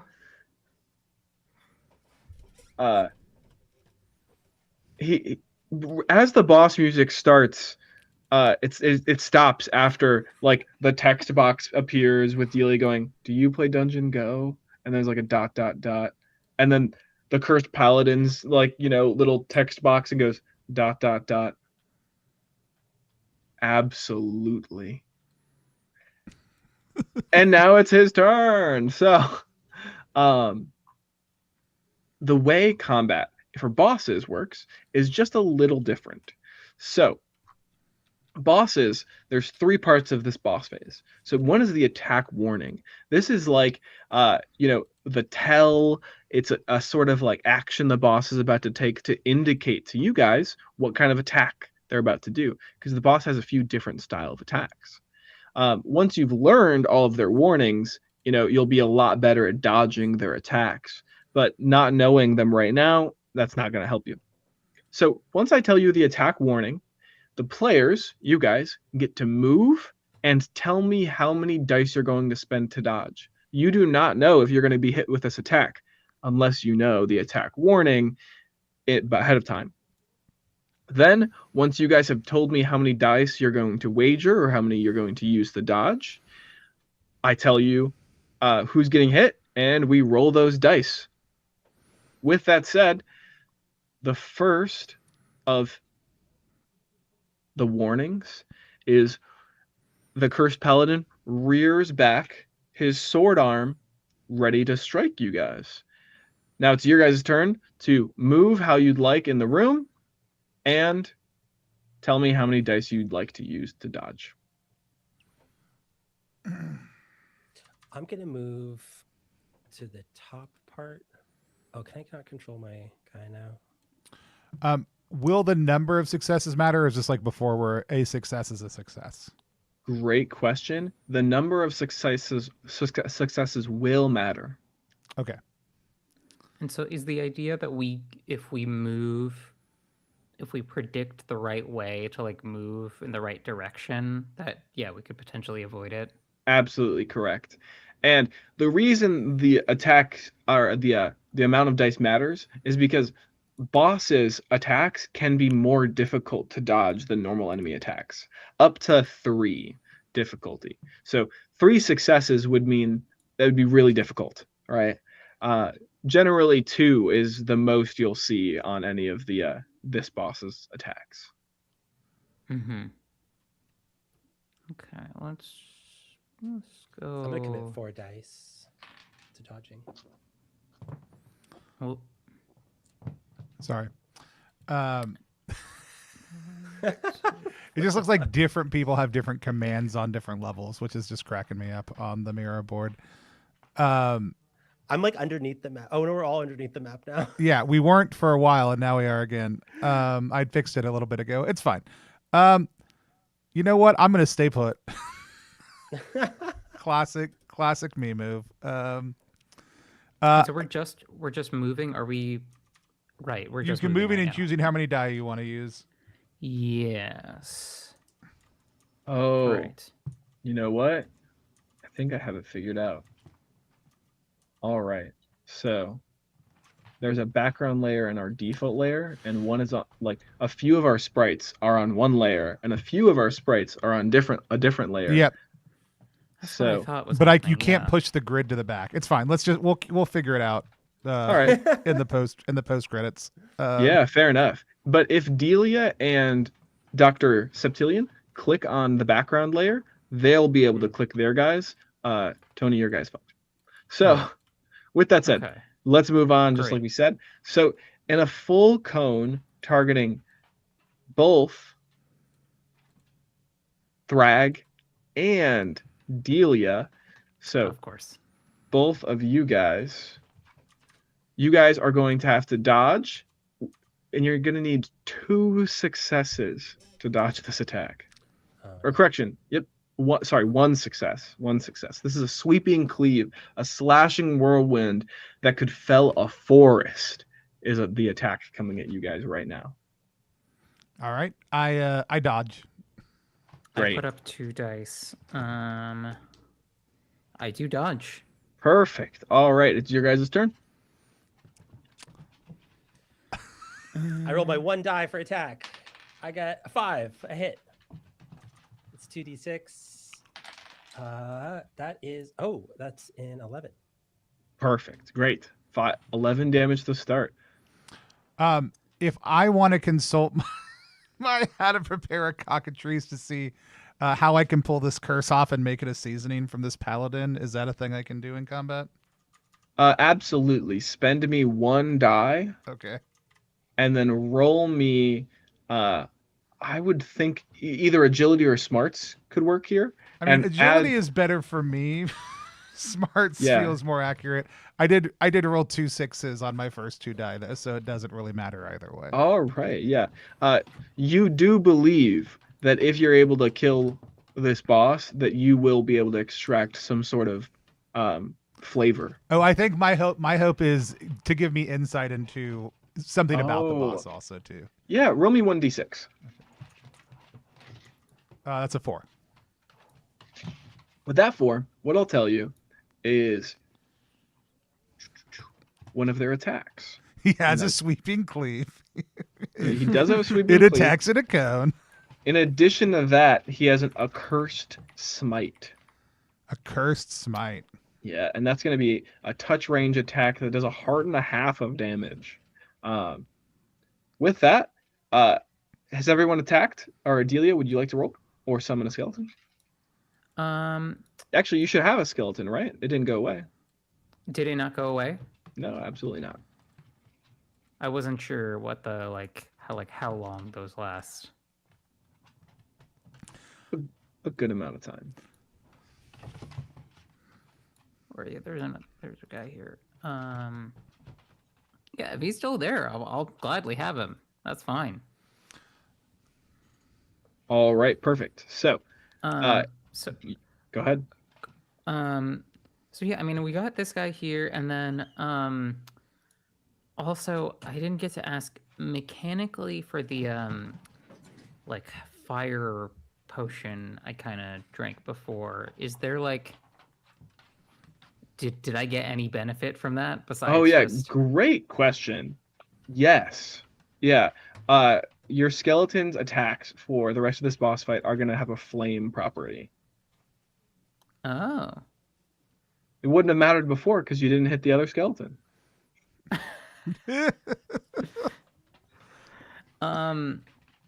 Well, in that case, I think I will Can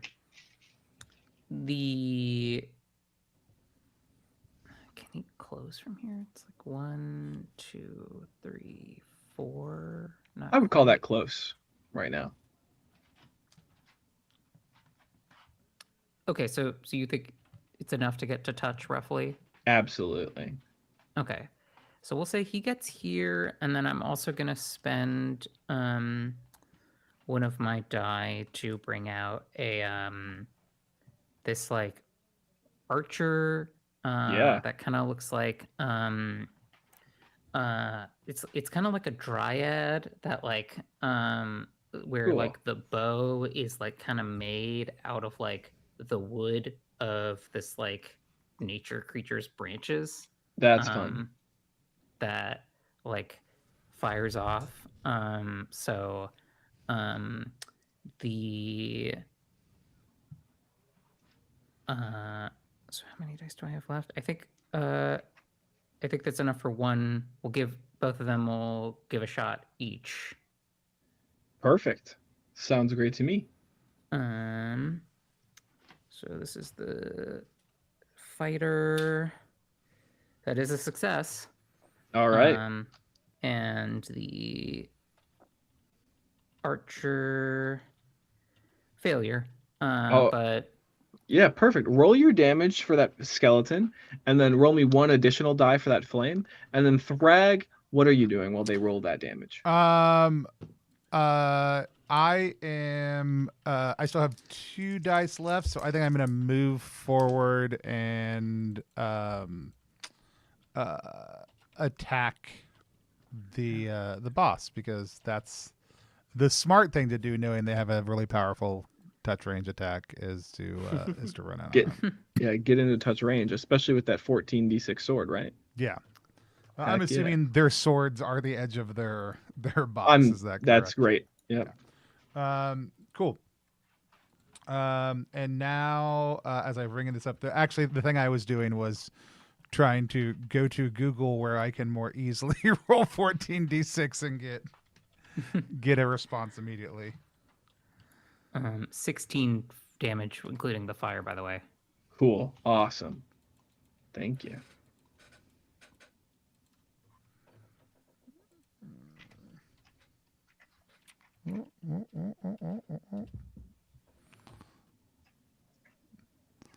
All right. That is going to be 53 damage. Perfect. Yeah, absolutely. Jesus. This gear, it lets you kind of swish around, right? It has this grappling hook, air kind of tanks. So yeah, Thrag has become very nimble all of a sudden. Excellent. Perfect. Okay. That being said, we're gonna give it back to the boss. So this time we're going to see them raise their tower shield. It's your guys' turn to tell me how many dice you'd like to use. Do we still get to move on defense, or was that just for the first? Great question. So with the boss phases, you guys get to wager your dice and move. Okay. And so the movement you guys do during this is gonna be that free movement that you guys do normally. Now for Thrag, you have an additional free movement, so you can move anywhere on the map. Oh, so it won't really matter for you because of those Titan blades. But that's important to remember that on your turn, you won't be able to move unless you spend more dice. Got you. I have a guess as to what will happen. Same. Where's the good doctor going? Do you know, Devin? Or they stay over there in that corner? I'm staying in the corner. I don't want to be fully in the corner because I want to be able to maneuver around if I get pinned. But I'm just gonna sling spells from the corner of the room. Yeah, I think right here. Yeah, I'll go. We'll just get real flanky with it. How's this guy looking, by the way, after those hits? Actually quite well, right? The armor is certainly not just, it doesn't ping off, right? But you can tell this is a healthy guy. There's a lot of scratches, but no gouges. Right, yeah. Blood isn't pouring just yet. Now, with that said, they raise their as they raise this tower shield, they use it, and as they pull it, it looks like they're now in a dead sprint. And this dead sprint. Yeah, I figured. They're on if the I other can get layer. to them. That's perfect. Yeah, why would we, be too easy if they weren't. We just move this real quick, grab them. Yeah, perfect. And I'm going to move him to the right layer. which is under a range. Yeah, which is weird because you can't change the shape. The shapes are on a entirely different idea of a thing. It's than- real funky. So, repositioning right next to the good doctor, No. and the good doctor needs to make one success to dodge an attack. Well, good thing I committed 4 dice. Ooh, 1 success on 4 dice. Yeah, one success means you're not taking any damage, and it is your Yes. guys' turn. I'm gonna move in. I'm gonna I'm gonna do some multi attacks. I'm gonna use 2 dice. Got a success. I'm gonna roll 14 d6. Spin a dice and take another swipe in a second. I'll do that and come back. I think. the And what results. is Delia gonna do? I think I'm gonna move over here. Go over to. I'm assuming that I have the self-destruct potion. Yeah, sure. Works for me. So I think I walk over to the fighter here and kind of pull it out to like have him hold it in this like other hand that's not holding the sword, and just be like, listen, it's we need a win, okay? We need a win. I have a card for you. If you do this, if you drink this, you'll come back. It's fine. Don't look at me weird about this. Just walk over and drink this. Don't worry about it. Yeah. This skeleton, for some reason, is just like has the heart of a warrior and doesn't even falter. Almost like goes to take it out of your hand, gives you a look, gives you a subtle nod, like they're the hero that you need, right? In this skeleton's world, for sure, like the Shrek song is playing, like we need a hero, right? Just for them though, right? Like just from their perspective. With that, I'd like you to spend 1 die to give them the item. Okay.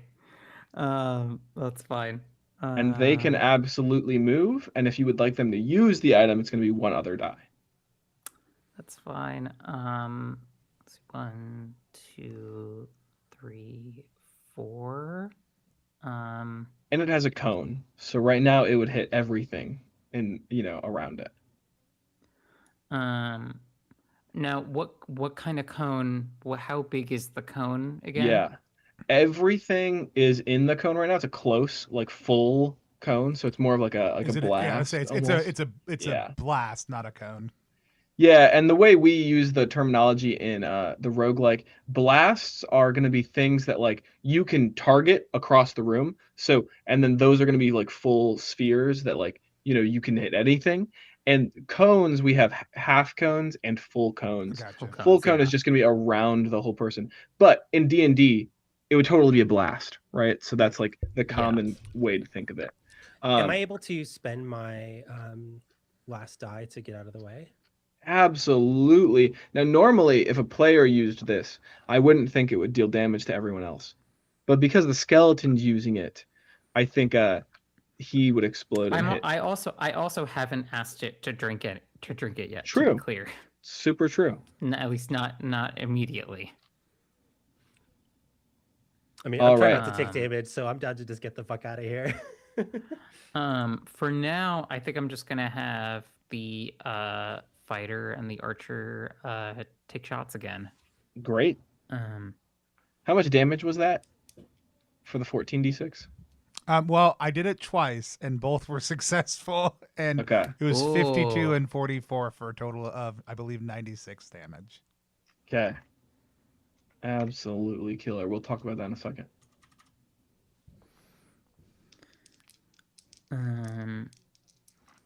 Okay. That's. And does Dr. Septilian want to use that one last die they have to attack? I'd rather get out of the way. Okay. I feel like my companions have a lot of damage on the board, and I can do 3d6 tops. So Oh, that is I an could important just- question. You know what? You said that I would have extra damage for the first few rooms. Are we still in that range? Because if so, then six more dice worth of damage should have been dealt. But I don't want to be greedy. probably oh yeah, not. how does that? Probably not. That's fine. I'm okay with it. The archer hits. 'Kay. So that is what is that? And that flame is going to begin to stack. 2d6 So you're going to plus get the one for fire. 2d6 plus 2 now because there's still flame on them. So the flame gets to add, right? It's like a cumulative. Right. Yes. And so we can move 4. yeah, so you can move about half the room, right? So if you wanted to count, you could count 4. But if you spend that die to move, in addition to your free move, you could move to the other corner of the map if you wanted to. Okay, cool. I'm gonna. Yeah, get out of here. Get out of here. Get out of here. 12 damage from the archer. Okay, perfect. It's chip damage. Whopping We're getting there. 12. Absolutely, we are getting there. Okay, with that, so flaming arrows flying. As you, Thrag, kind of are basically like an anime protagonist, like wielding your swords, tinking off the armor from different angles. This Crusader, you can tell you're wearing them down a little bit, right? There's in fact like scratches, and you're even seeing the first signs of like them taking some actual damage. Even like possibly what looks like some bleeding off of one of the arms. Now, with that, they're pissed, right? You get to see them bow his head in an unholy prayer as what is organ music starts to echo through the room. What are you guys doing? Why do I hear boss music? I love a mode shift. I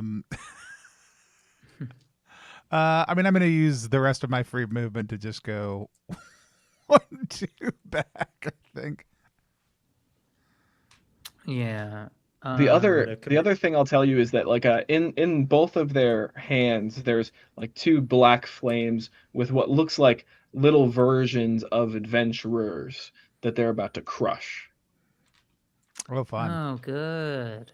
Power-ups. Yeah. I'm committing 4d6 to get out of whatever the fuck this is. Question: as I'm moving, would you allow me to? this skeleton's already holding something, but would you allow me to like stick a blank card to like his forehead and then just run away? Yeah, well, that could have been part of your turn before, so I'll just allow that. Can we say that I did that? Yeah. While you were prep talking them, you like stuck it to their forehead, gave them the potion. The classic lick and stick. Exactly. We all know that dungeon maneuver. And then we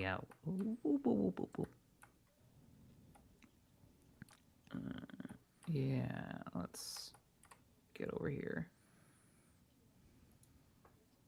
All right. So the Delia and Thrag, you guys both need to have 2 successes on a dodge. Mm-hmm. Okay. Oh, I failed. Yeah, Okay. I only got 1. I got 1 also. Yeah. 1.5 hearts of damage if you failed that. What the hell? Boobala, boobala, boobala, boobala, boobala, boo. Bum, bum, bum, bum. It's your guys' bum, turn. bum. You're both blinking now. These black Use my inky 1d6 tentacles. to attack it again. Yeah, absolutely. I hit. I get Heck 3d6 damage. I do 9, 12 more damage. Yeah. Question. Go ahead. With the close cone now, is anyone in or any of the PCs in range? For me, it feels like Thrag is still in range. I'll move 1 up. I'll move up 1 more. Yeah, now I feel like Yeah, Brian's not if in I tell range. him like you should probably move. Yep, Go back one. Yeah. that feels great. That doesn't feel like anybody's in range. So here's what I want to. Well, is Thrag doing anything else besides moving? I mean, for right now, all I'm doing is moving. So first, I'll shoot my shot with the archer and just see if anything happens. Yeah, great. Nope. Okay. And so my plan here is the skeleton's going to drink the potion. And I think I'm instructing it to just kind of like, as it explodes, just like running into the boss, where if it does die, the blank card just kind of like falls over it. Right. Yeah. Like takes it. I will absolutely buy that. All right. So are you going to have him drink the potion? I am having him drink the potion. So, absolutely. The skeleton drinks the potion and kind of walks up and looks up at this giant crusader. And the crusader, the skeleton's like bones start to like glow and crack. And the crusader, grabs the skeleton kind of by the skull and raises him up like he's about to absolutely crush and kill your skeleton. As the skeleton obliterates itself, sending bone fragments and quite a bit of smoke billowing through the room as this explosion radiates. Roll me 24d6. Do you want me to do that for you, Jen? Since I already have. I was gonna just do a. I just pulled up a roller online. Gotcha. Oh my god, there's so many ones. I mean, I just use Google and say I also to roll. I did the same. Whatever d6. Yeah, 79. Okay. 79. It's not that many for 24d6. No, I feel like the 14 did a good amount. That was two 14s. True. But one of the 14s did 50. That's this is only true. 70. Yeah. Regardless, as the smoke clears, the paladin. Does that add... Wait. He's also on fire. Do we add? Yeah, you can roll the 2d6 for the flame. Is it 2d6 now or 3?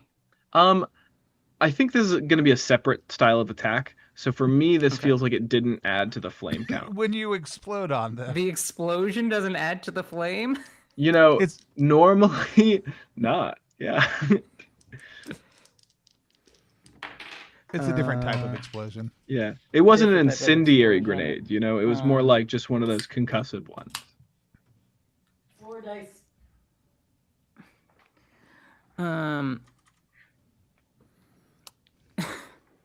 2. Awesome. An extra 2 damage. So that's 81. If there's like a counter of damage above this boss's head, after the smoke clears, you see now like a larger hole, and the metal of this armor has been bent. There's blood seeping through the mask of this cursed paladin. Yeah. And as it looks at you, you see like the little 2 ping off of the flame damage. And I think Thrag, you still have I've still got Every some point dice. counts. Yeah. Go ahead.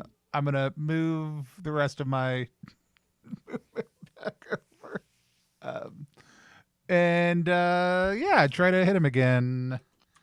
I've got 3 dice left. And just so you guys know, if you guys wager dice to dodge, you lose those dice. So even if you didn't have to use them to dodge, you don't get those dice anymore. I figured, yeah. Yeah. Yeah, for sure. That I assumed you guys all got that. We are wagering the chance to do a thing, not doing it. That's a 4. And dice roller is 59. Okay. We are closing in on the end of this cursed paladin, but he's Well, ahead. that was with one die. I've got 2 more dice left. I'm gonna spend and try one more time, All right. and that's a I 6. think that wizard sold us a weak potion. That is a 6, so that is gonna be a hit, and we will. Where did that go? Yeah. There we go. That one potion would have cleared the whole skeleton room though, because it could have hit every single skeleton. All right. Let's see what the math. It's 53. 53. Okay. Great. All right. I'm gonna So show live just so that people can see perfect. because they've all been wildly high. So with that, these slices now are like spewing blood. And the paladin, it's still alive and is gonna take its probably last turn. We're gonna roll for it. Okay. So it rears its back sword arm up once more.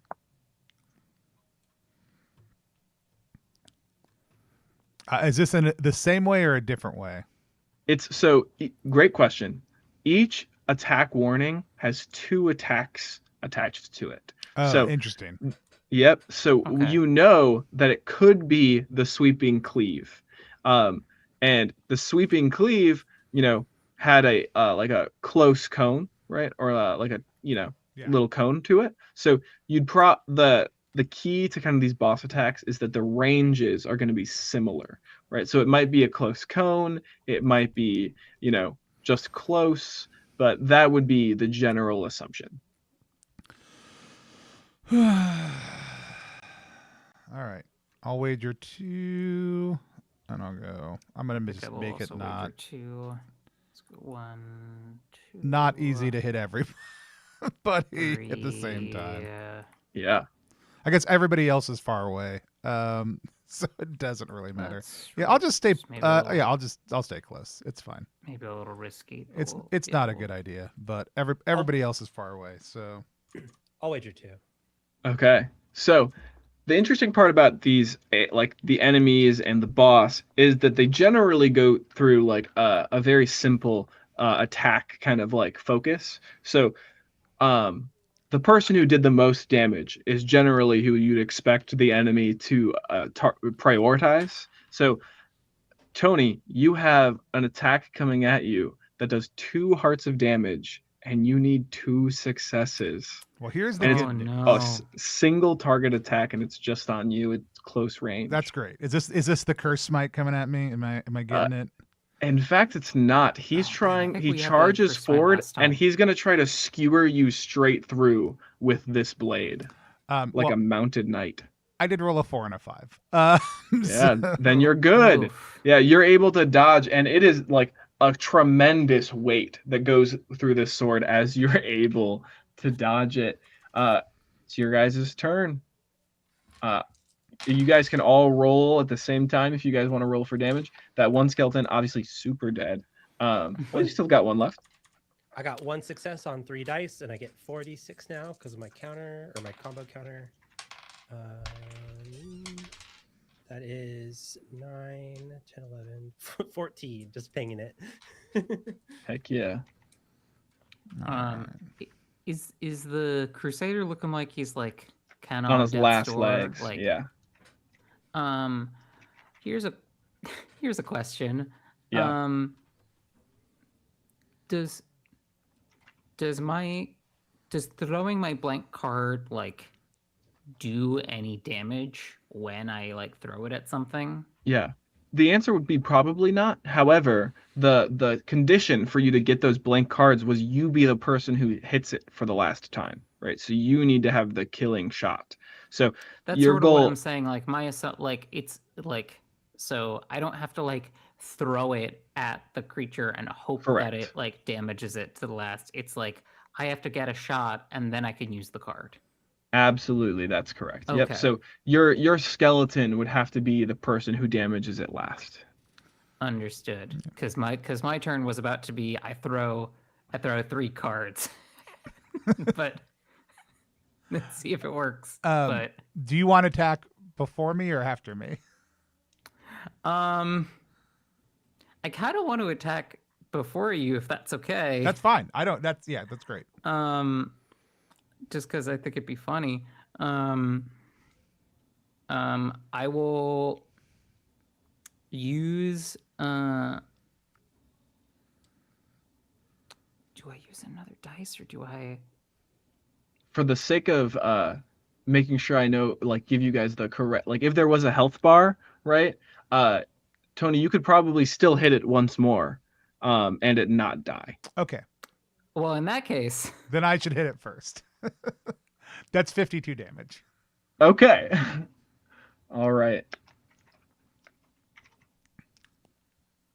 Okay. I think what I'm gonna do is just have this archer fire 3 times.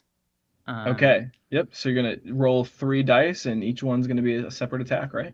Yes. All right. Sounds good to me. So that is a 6. That is another 6.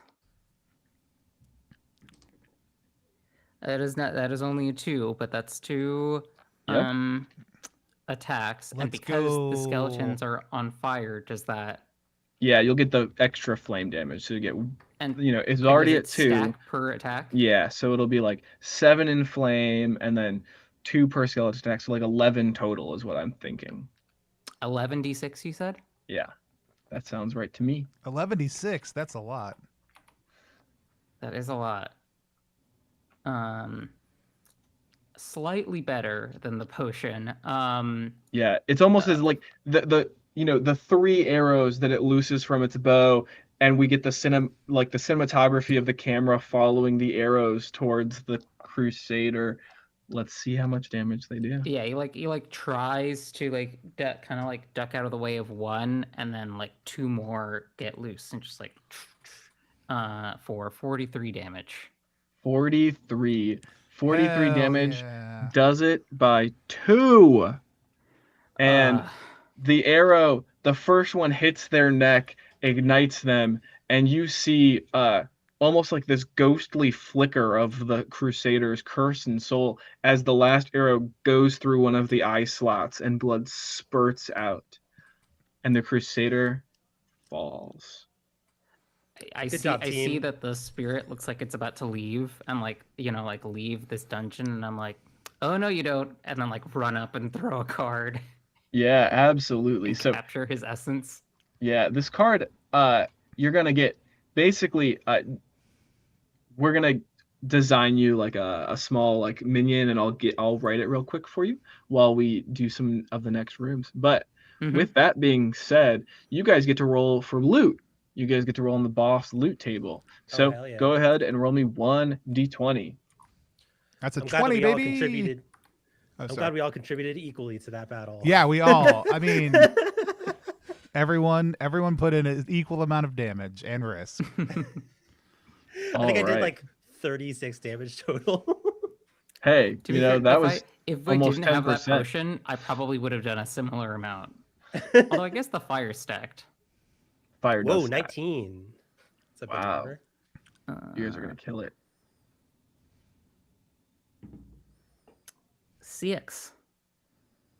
Okay, so 19 is going to be a basically like a flame what is it called, like flamethrower magical tome. And this magical tome is going to be like a flame blast. It's A tier. It does 16d6 damage and has a close cone of range, and you can use it to blast yourself across the room too. So you're going to get a free move. Oh, hell and yeah. then I love that. I heard it 16d6? Yeah, absolutely. Can you reroll me that 6? What? Reroll, you said? Yep, absolutely, John. That is 19. Do you want me to reroll it again? No, that's okay. I've got 2 flamethrower bucks. So, that 19 is going to be the Necronomicon. And this Necronomicon, I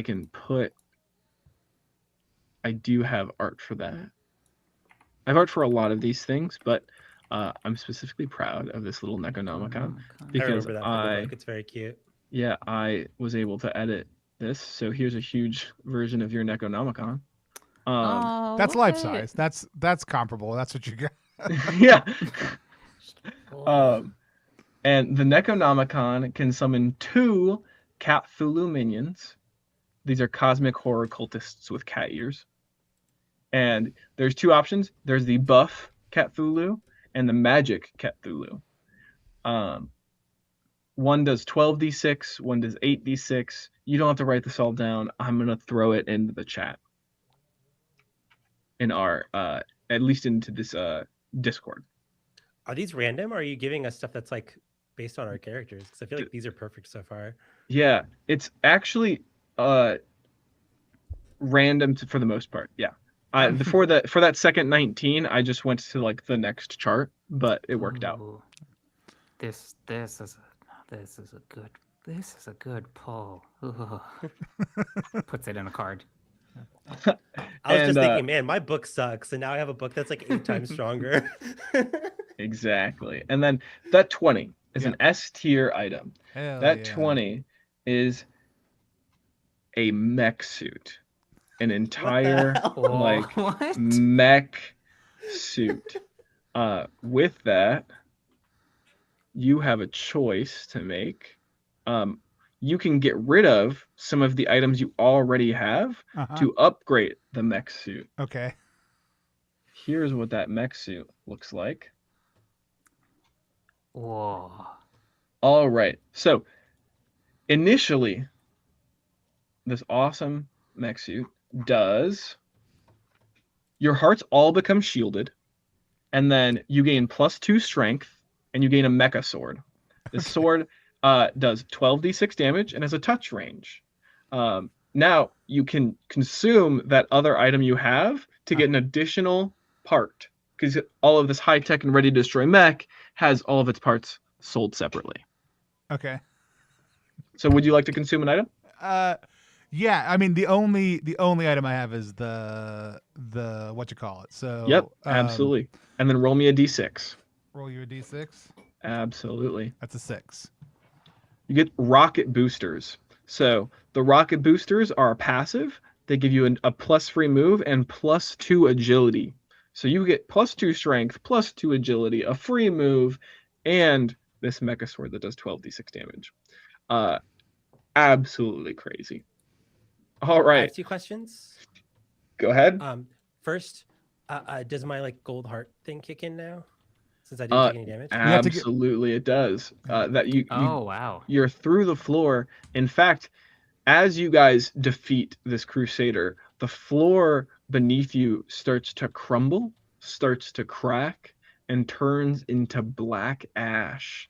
And you guys Whoa. find yourselves falling. Sick. Now, this Whoa. would be a great spot for if anyone wants to, go get some water or anything like that. Tony, I'm going to pass that to you, or we can keep going. No, let's go ahead. Oh, All right. my other second question was the potion or the ale that I drank earlier, has that had any like increased effect on me? Yeah, great question. You have 3 gold because you guys just clear a boss room, so everyone get a gold. Oh, yeah? You get double gold, actually, Dr. Septilian. Oh. So you're going to be at 6 gold What for the hell? the total. Sick. But that's only going to have been for this floor. So that Gotcha. fades now, and your fingers go back to that normal color that they should have been. And then did we get any silver for this one, or just? Yeah, absolutely. You guys get this 1 silver, or roll me a d6 is how much silver you'll get. 2. Nice. 6. Nice. 5. Free. Perfect. Remind me all the D12 shielded hearts. +2 strength, +2 agility, free move. Yeah, I'll throw it in the chat. Perfect. You can cut even faster now. All right. All right. With that said, we're going to take a short little break, and we'll be back in just one moment to keep on playing some more roguelike. Hell yeah.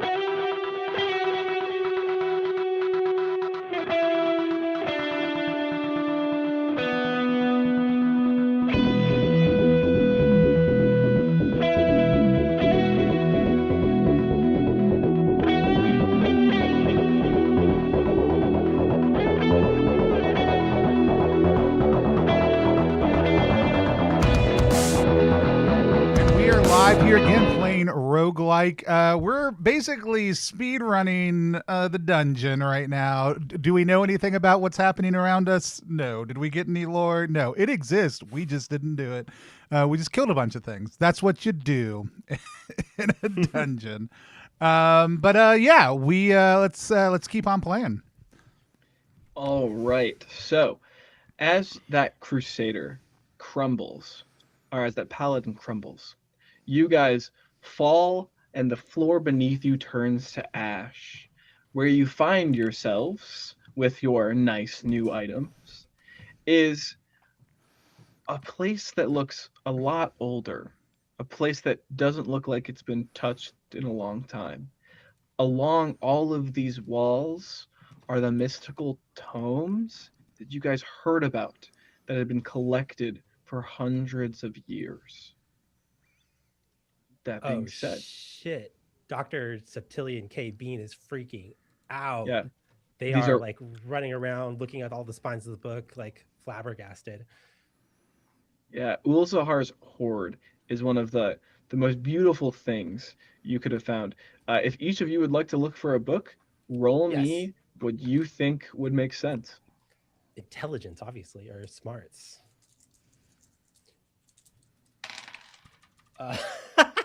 No hits. No.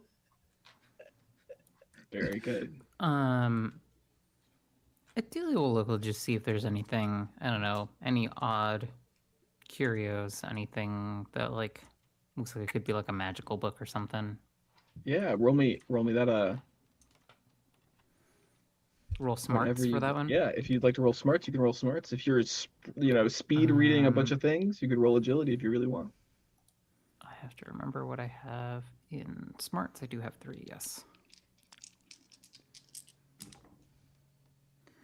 That is 2 successes. All right, with 2 successes, you're absolutely going to find something. Is Thrag looking as well? Yeah, but I am just looking as fast as possible at the cookbooks. Like I know what kind of book I want. Like I'm only interested in one kind of book.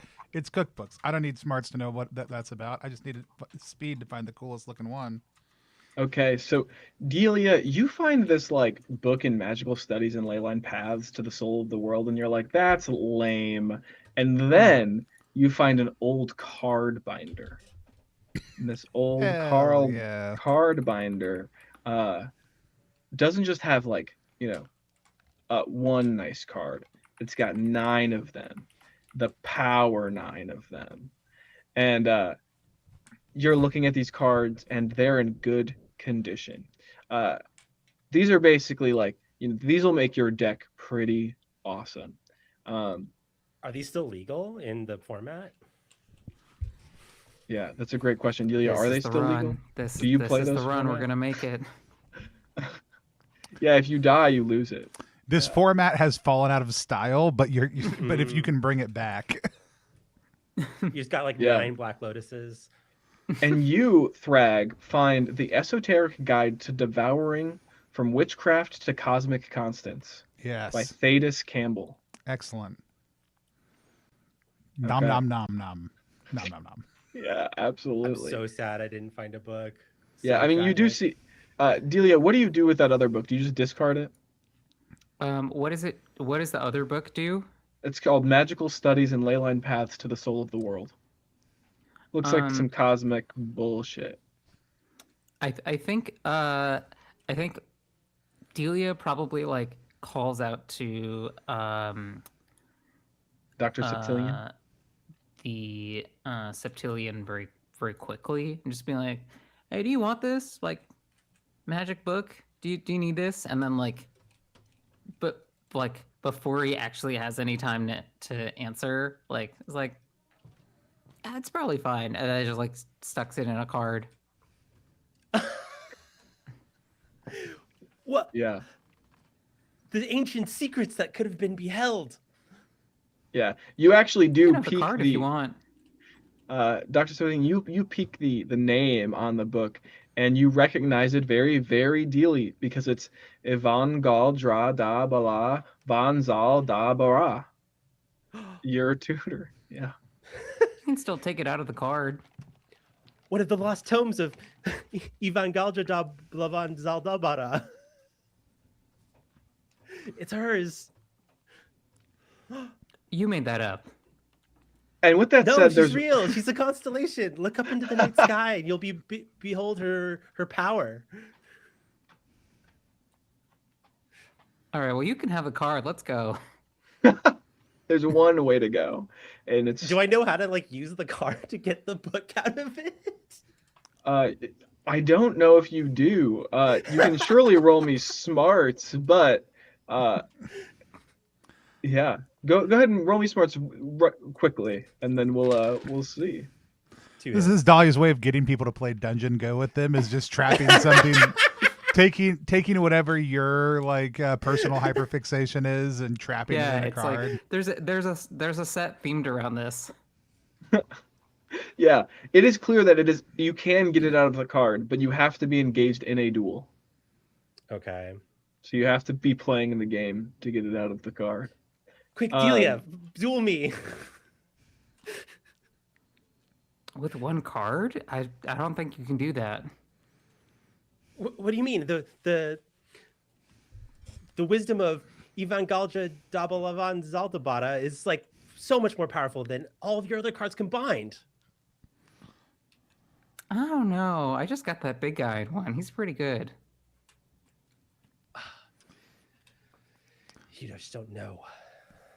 Yeah. We say as we move towards the one way we can go. All right. Yeah. So in this room, you see some cubes. Quite a few cubes actually. There are 3 purple cubes of gelatin, and these cubes of gelatin do not care at all that you have some silly little mark. That matters to them exactly 0.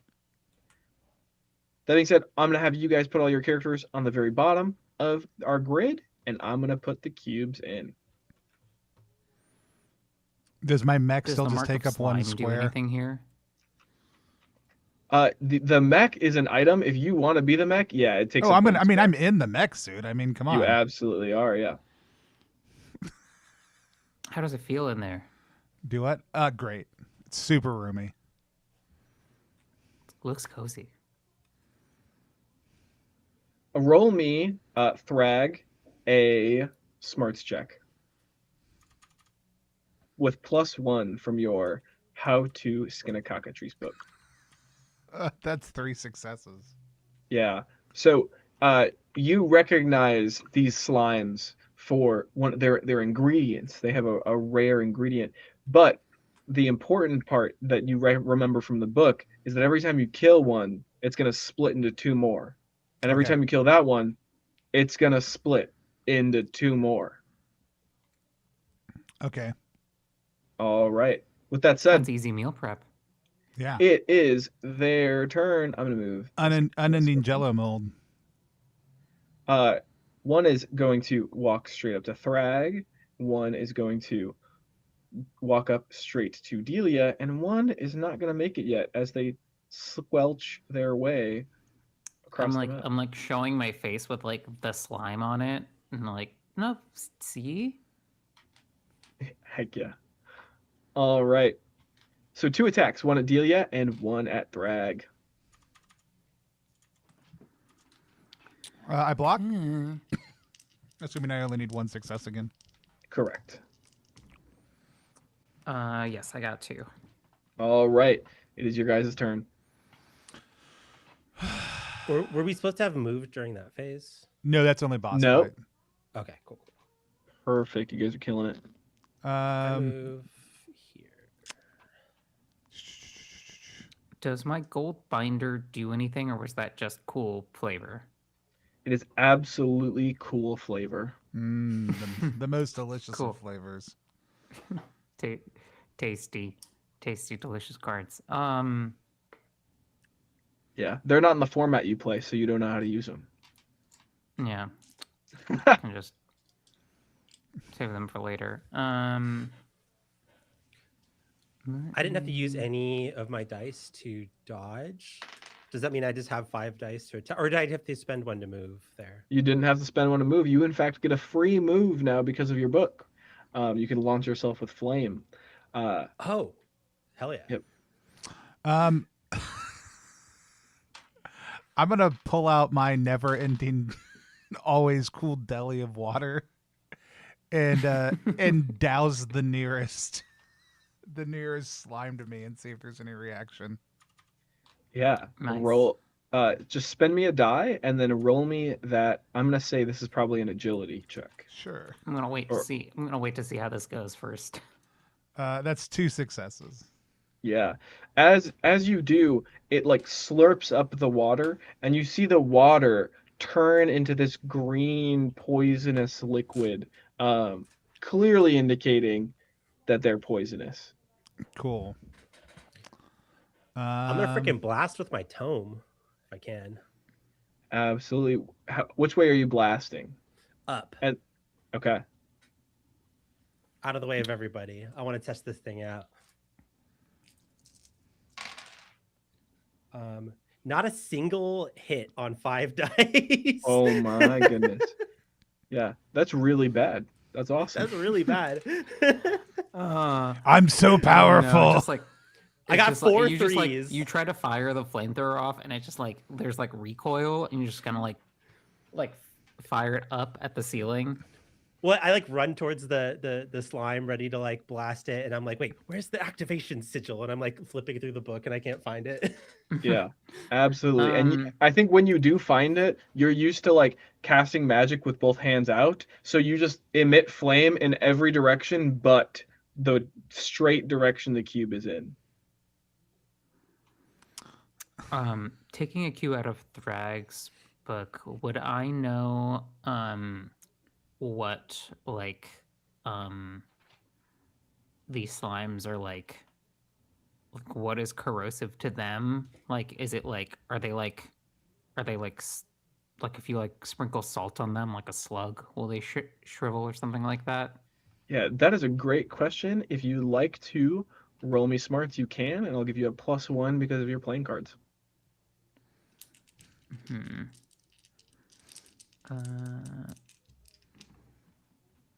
That is. Ooh, 3 successes. These cubes are for sure flammable. Okay. And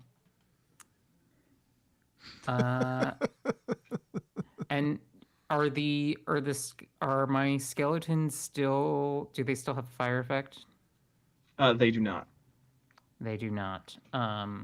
Could I Reignite them. could I try and rummage in my like many item cards to see if I can find something that could produce a flame? You absolutely could, but you do have, and I did send you what the Necronomicon summons are like, and the Necronomicon summons are a lot stronger than the skeletons, and you can have 2 of them. Yeah, this is funny. That's fair. Yeah, let's do this. In that case, I will pull out a card which pulls out a book with cat ears, and use that to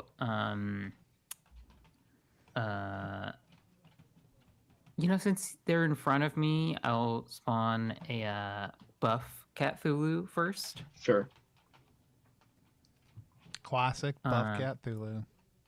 Classic. Can't Their go robes, wrong. their robes are super tight, so you can see their muscles bulging. You just have like big cat boys? Absolutely. Cat cultists. This is whoever designed this is interesting. Wait, what are you Interesting referring choice. to? Which one? The game or the I'm like thinking about it in the fiction of like us like Delia's like thinking about it like whoever whoever wrote this is like, Oh, okay, I Freak see, ass I see. wizard, probably. Yeah. I was like, for sure it was me in real life. no. But Yeah, not Yeah, that's right. I'm calling you a freak ass wizard. yeah. So That's awesome. no. But go ahead. yeah, if you want to do your thing. I was gonna say, like knowing that I don't have an immediate way to just beat the crap out of these things and make it helpful. Obviously, if you kill one of these things and they divide in half, obviously these things should be able to go back together. So I'm gonna try to grab the one next to me and start pushing it across the way into one of the other ones to try to rejoin them. Yeah. I will so from what you know from your book, right? They in fact can't come back together. And once you destroy, they go from purple to blue to green. And once you destroy the green ones, they're squished forever. So they kind Okay. of like get smaller. So as they are subdivide. you do eventually get to know okay. Yeah. This is their prime absolutely. form. Excellent. And swords for sure work on these guys. Okay, cool. Then we'll just use a sword then. I've got 3 left. We'll do the classic double risky attack. That's I'll roll to hit the guy in front of me while you're success doing on the that. first one. Success on the second one. I'll give you dice totals in a second because it may be on a smaller thing. Damn, Crag is cracked. I studied And Jello You studied the blade. sashimi. Mm-hmm. yeah, give the chef a blade, right? Working out. Delia, you summoned your 2 Cthulhu or just 1? Just the one. And it did hit. So that's 12d6. If it's a buff one, I think so. That sounds right to me. Yes, so the buff Cthulhu, when it hits, it does 12d6 damage. And then I have to roll 1d6 on a 4, 5, or 6. It gets stuck. Absolutely. So the slime or the cube will be stuck. Okay, that's separate from it being stuck in the description.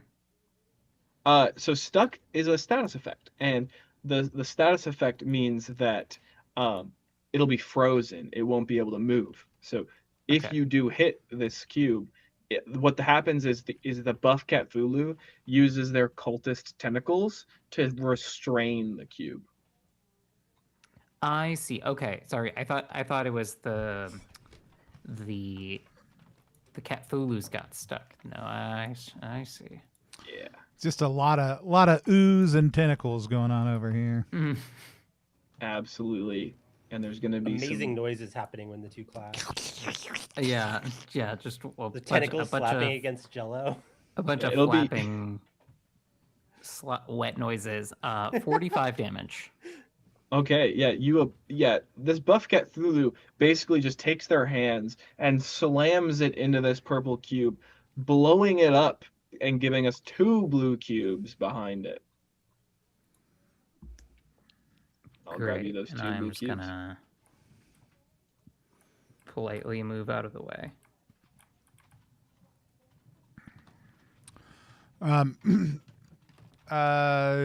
I did 30 damage with my giant mech sword on the first attack.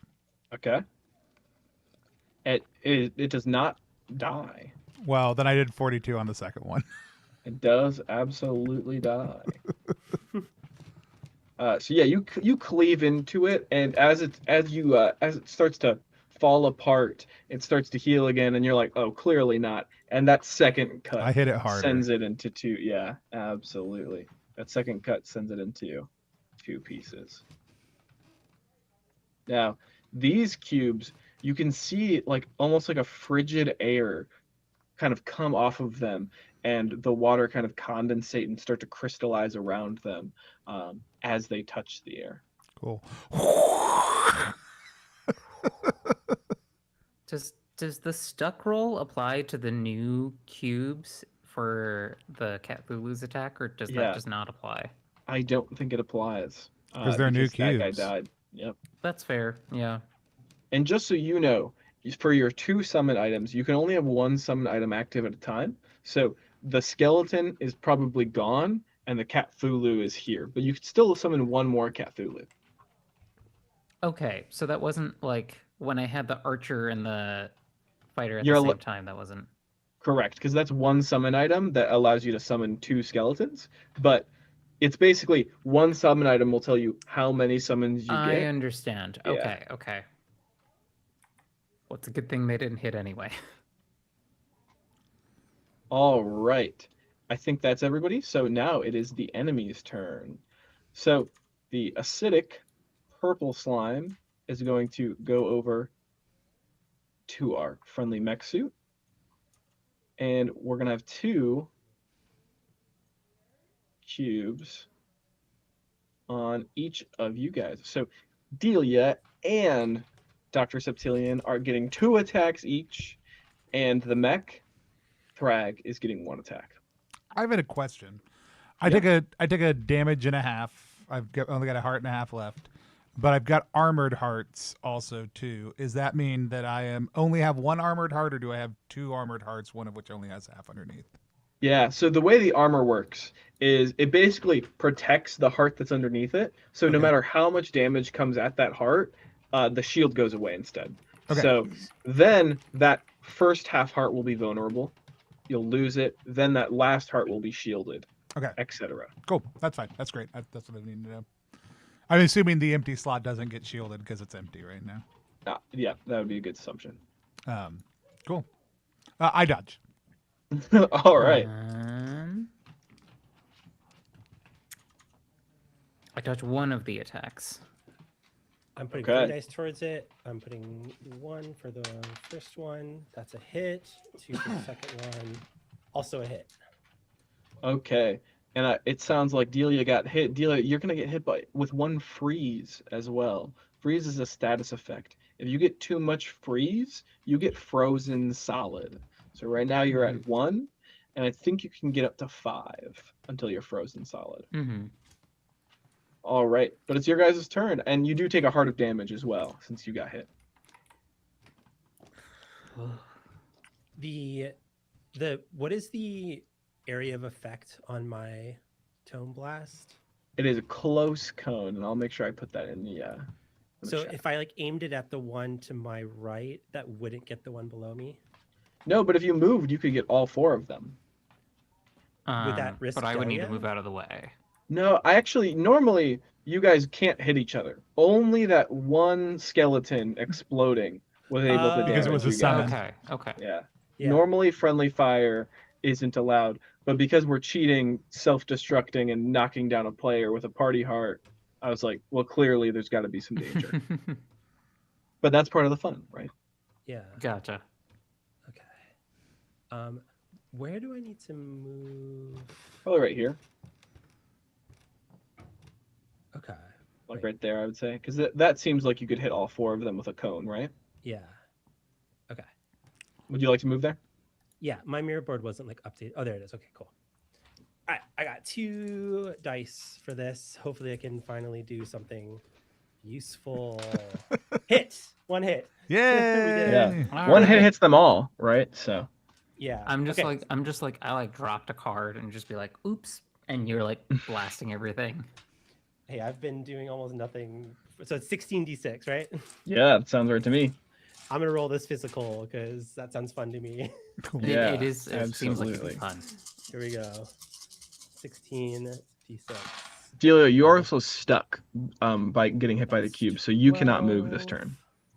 Oh, also, okay. 4, Fun.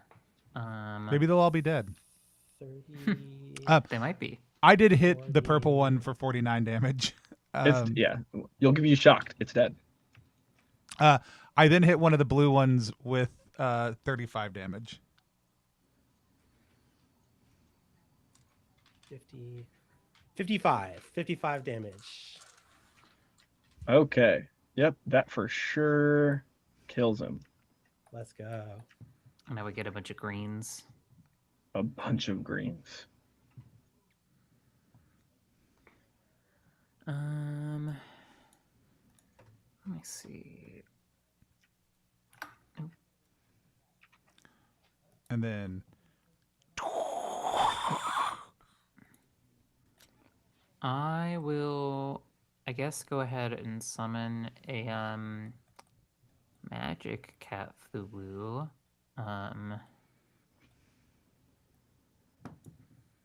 Which may just look conspicuously like a physical Cthulhu. To worry about it. Whoop. Why did it? Damn it! It was on another layer. Ow. layers. Do you know how to arrange them, or would you like me to do it? It needs to be on background. Yep. Okay, I got it. Cool. Okay, so that gets summoned here.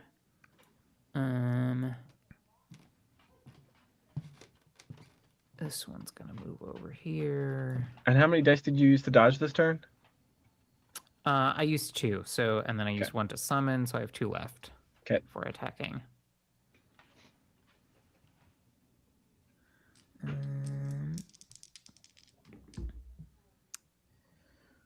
Both those hit. Do you?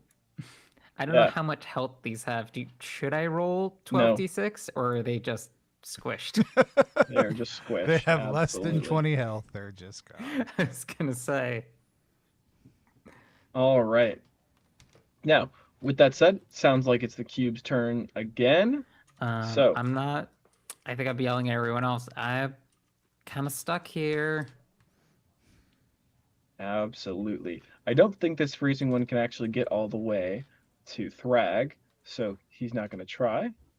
But I do think that this guy can. So we're going to say that 2 are coming at Thrag, 2 are coming at Septillion. I'm thinking, yep, absolutely Septillion, and 5 are coming at Delia. I guess I'm using all We call 5. Delia the heart dropper. It's a good thing I got that extra heart. Jeez. Don't worry, they all stick if they hit you. Oh, good. Yeah, thank goodness. Good. You guys can roll your dodges now. Okay. I dodge. I'm rolling 1 against the little guy, Oh Miss. no. 2 against the bigger guy, 1 hit. I only got 1 success. Yeah, you get consumed for sure. You get absolutely brutalized by these poor slime. Like, Oh, God. basically, you drop your card, you pick it back up, and all of a sudden you are surrounded by green slimes, and one of those cartoonish like kerfuffles happen. That is like, a whirlwind, and you are now left with like a little slime who's triumphantly like posing his chest, puffing it out. But yeah, they beat your ass. It's just like as my body is like going in there, I'm just like rude. Septillion, did you say you did take a damage from that? Yeah, I failed to dodge the little guy. I succeeded at dodging the bigger guy. It'll just be 1 heart, but you guys are down 1 more party heart.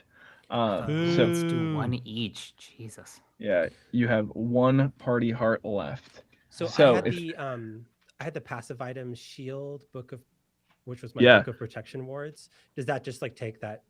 Absolutely. Damage? Yep. Okay. So and that armor is like now gone for the rest of the delve. Correct. Okay. Damn, I wish I had wasted it on a better True. attack. But that golden heart, so that heart you have now is a key item now. So you have 4 hearts permanently. Hell yeah. All right. It's your guys' turn to attack. If you're hitting a green. I feel like we got a cone again. Can you? Yeah, I think I can take care of most of this if I can. Yeah, I would say these two bottom ones probably don't get taken out if you aim that direction again. Sure. Because it's probably better to clean up all the little guys than to hit the big guy, right? I mean, I think wouldn't I feel like the blue guy, I don't know exactly how the cone works, but I feel like the blue guy would still get hit. It's just going to be the guys down here you're saying that won't, right? Correct. Yeah. If I was in what position do you mean? Like and- right now where you are, you can hit 6 slimes. All 6 greens.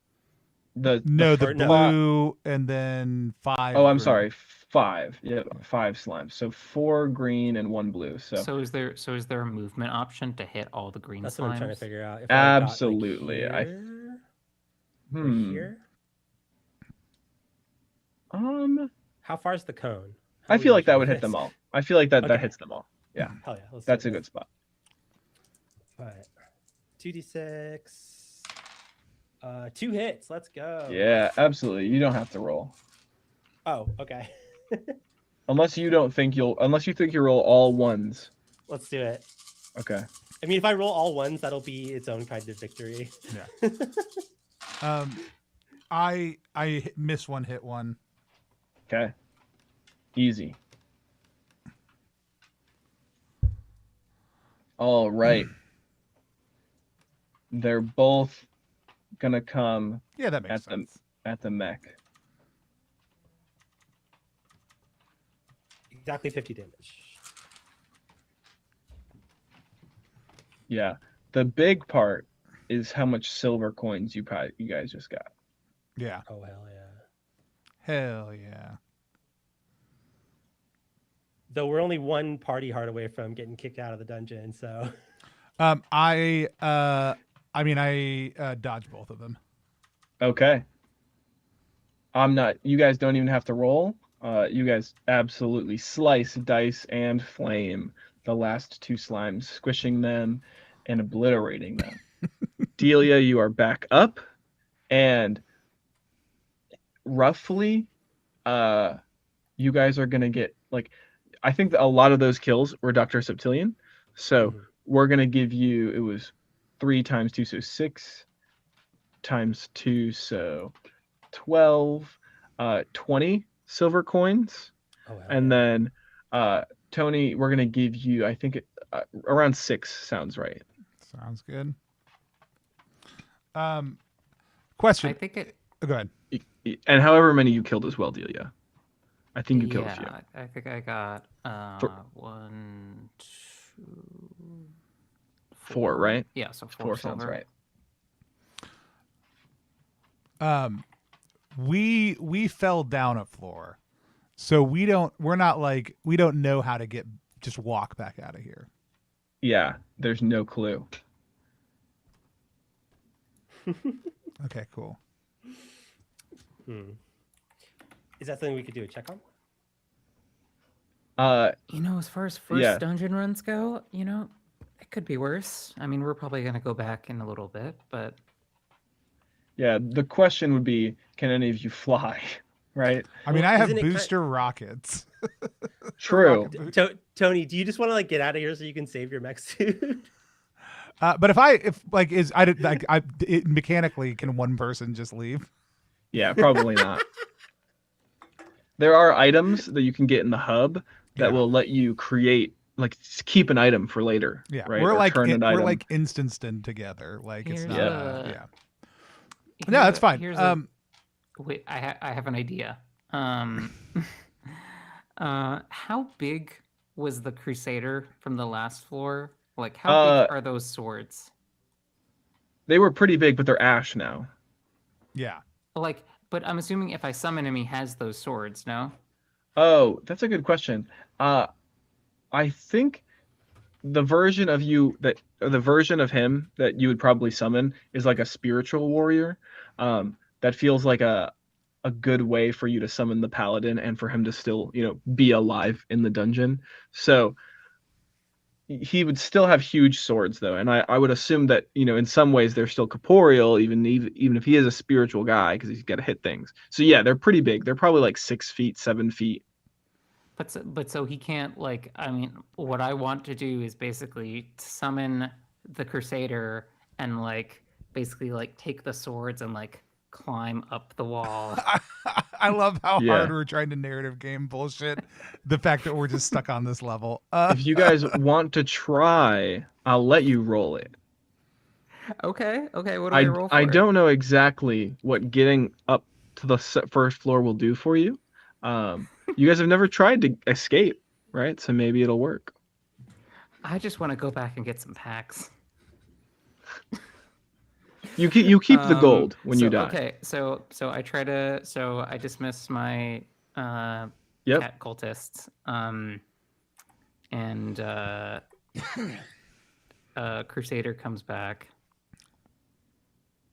Yeah, so I'm gonna have you roll strength to try to have him help pull you out. Oh boy, my favorite stat.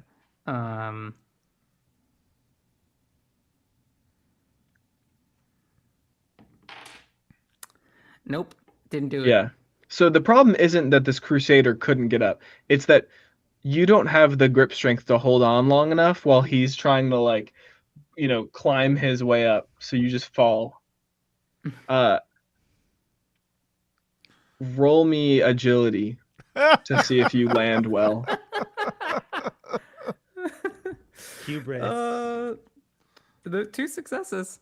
Okay. That Yeah, time it you're able worked. to do a nice little barrel roll, Mhm. What are our directions out of this room? Great question. Up and left. Do either of those, knowing that we went left, up, loot room, boss Yeah. room, can we get a general sense of which way would lead us back on this Yeah. level towards where we came? Great question. It seems like right now you're at the corner of what's probably the tower.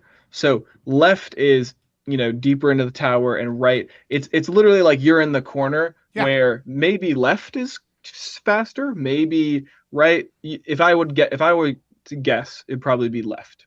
Okay, we'll go left. That's been our mode anyways. True. All right.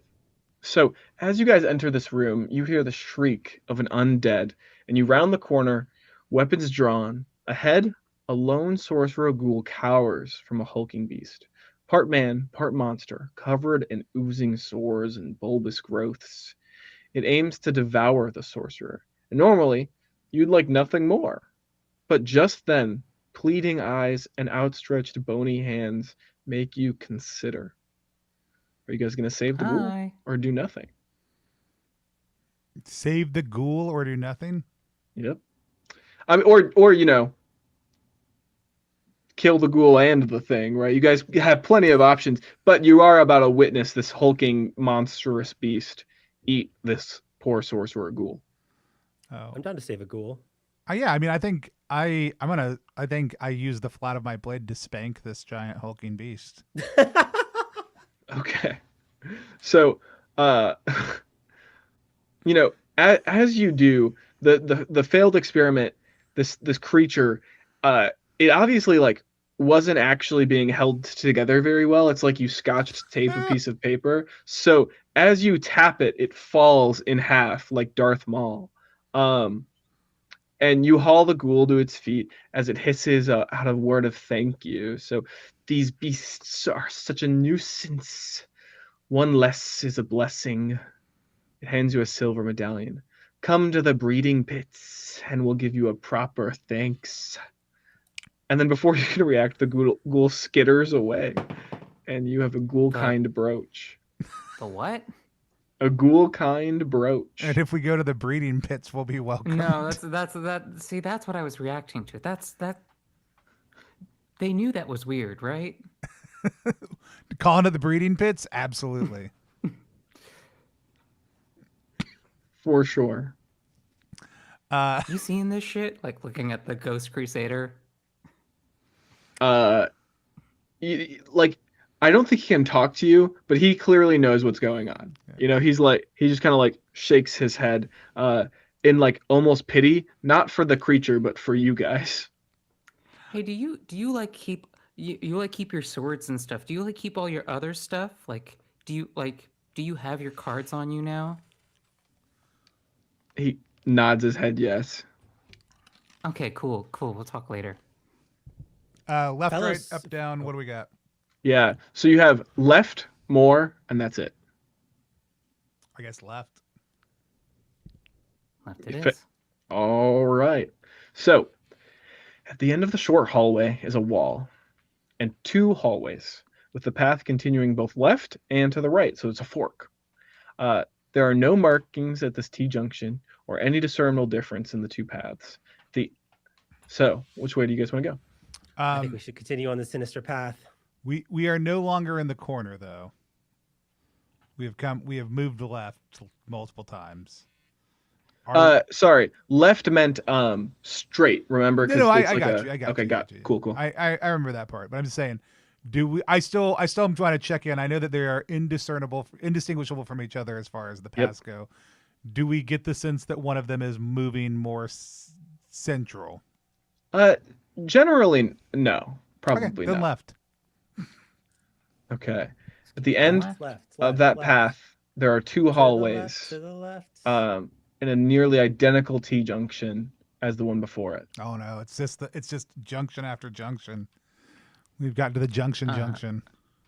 I'm the left, gonna to the maybe just left. leave a playing card here if we end up getting Okay. lost. At least we know that we've been here. We could start leaving a trail. Can I make a smarts action just to like make sure that we're not in like a Yeah. hallway So situation? just to make sure I have the picture for you guys clear, there's, the walls to your right and left. There's the one hallway you came out of behind you. Yeah. And there's a door on the left, a door on the right, and this wall in the middle. Yeah. And yeah, you guys can roll smarts or whatever you'd like, or you guys can keep going. 1 hit. Okay. Yeah, you are clearly in some sort of puzzle. That's what I'll give you. Ulsahar, so- being the mage he was, you imagine that there's some sort of magical trick, but Yeah. you guys have Well, only gone through 2 T-junctions. Would my arcane scrolls be helpful here? I'll let you roll 1 more die for that skill. Yeah, absolutely. Okay, cool. Can I ask the Crusader just to break the wall Miss. in front of us? Yeah, absolutely. As he tries to break the wall, his sword just goes through it. You've solved the puzzle. Can I just walk through the wall? Yeah, as you do the illusory wall, you find a real path. We Nice did it. job. Diddly diddly diddly doo. Absolutely. They always want to hide things from you. It's just You guys can get They- a gold coin each. Hell like, yeah. you know. Is they like ancient wizards, like broadly? Oh, do we get a gold coin for the ghoul breeding pit interaction? Not for that. Do we get a one. gold for ghoul breeding? You're like, that one's just a punishment. Yeah, well, you haven't gotten to the breeding pits yet. Gotcha. You got to bring your Oh, brooch. that's a real place. That's so- when we get it. Yeah. Of course. Cool. I mean, yeah, straight is the option here, I'm assuming, or up, or Yeah. So you guys get through basically the corridor, and you're immediately met with the only thing you'd want to be met with, a trap. So, Oh, good. Out of curiosity, traps they happen, and we just a question mechanically. yep. Traps happen, and we are responding to them to see if they affect us. Always, is Yeah. that correct? If you guys tell me that you're looking for a trap as you go through the door, Yeah. I will totally give you guys the option to roll. Okay. But Thrag's never generally, looking for traps. That's fine. right, No. Yeah, I don't think I'm generally, looking for traps either. it's probably response. Okay. So And this in is the my center, first dungeon delve, so I don't know to look for traps yet. Julia has 3 smarts, but 1 brain cell. in the center of this hallway is a chest overflowing with gold. It's the Excellent. most obvious mimic you've ever seen. Yeah, I mean, what do you guys? I imagine you guys sidestep the mimic, right? I throw a playing Mhm. card at it. You see the tongue of the mimic like lick the playing card and like pull it into the treasure. Yeah, When we There's So, clearly a door on the other side. Like, you guys don't have to interact with yeah, the mimic. I just asked, hey, how's it going? The chest kind of like turns a little bit. You see like an eye blink at it and then close, and the floor starts to soften underneath your feet. It becomes very clear to you that the chest is part of the ground and that the entire it's a room is a mimic. is a mimic. Let's So get the fuck out of here. yeah, you guys absolutely. You can there's a lot of ways to do this room. So whether you guys want to try to roll agility, try to find a weakness, or muscle your way through the mimic flesh, there's a door on the other side. Yeah, I mean, I'll use my booster rock. Yeah, roll me agility. I'd like to pull out the chest that 4 successes. You clear it. You're good. You're out. I'd like to pull out the chest that I stored earlier and like use it as like a raft over the to just like jump like over like the. I'm gonna the call this moist smarts. room, just like walk over it. Yeah, I'm gonna. Oh, I see. You're gonna try to like. You're surfing to a certain Yeah, extent. just like yeah? dropping it over, just so Yeah. like I'm not like directly. If you want to use agility or smarts, I'll give you +1 die. Great. Let's do smarts. Before you explain that, I thought you were gonna say that you were gonna use your chest as like a seduction. Like Devin, I thought the exact same thing. I was like, are you just sexy making? treasure chest Are you to the making a mimic? hot dummy for the mimic? I mean, maybe that's what it turns into. Like, does it react? Yeah. Well, are you rolling smarts or agility? I'm rolling smarts. All right. Let's see what you get. God damn, get a breeding pit, y'all. Yeah. Yeah, there's a new breeding pit coming. That is 2 successes. 2 successes.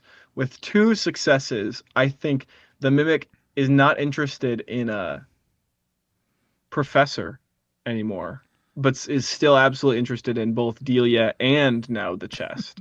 So the whole room is starting to converge. I mean, to be fair, I was doing this to like my goal was just to ride this safely out of the room. Yeah, and you needed 3 successes for smarts. What? All right. Yeah. The smarts, if you would have succeeded, would have like disarmed the trap for everybody, so no one would have had to roll. Now, Thrag just rolling 4 successes on agility immediately, and fucking like the time stops a little bit, like a water droplet, and like Quicksilver music starts to play as Thrag just rockets through. Totally not helpful for anyone but Thrag. I was just gonna double jump with my book. Yeah. Yeah, you get through, Dr. Septilian. All right, so we just got Now, Delia's, Okay, wait. Delia, Delia's chest attracting the mimic. you're not gonna take a damage yet, but I'll give you one more chance to roll either smarts or agility to try to get out. Can we help somehow? I would assume so. Can I also pitch that as soon as I see that it's like about to get me, my like the Ghost Crusader just kind of like picks me up and like carries me out of the room. Fastball special. Yeah. You can roll me the Ghost Crusader's strength, which is 3. Okay. Do I still get a +1 from the chest? I'm gonna say no, but it's not gonna be 3 successes. Your difficulty is not gonna be that high. Okay. Oh.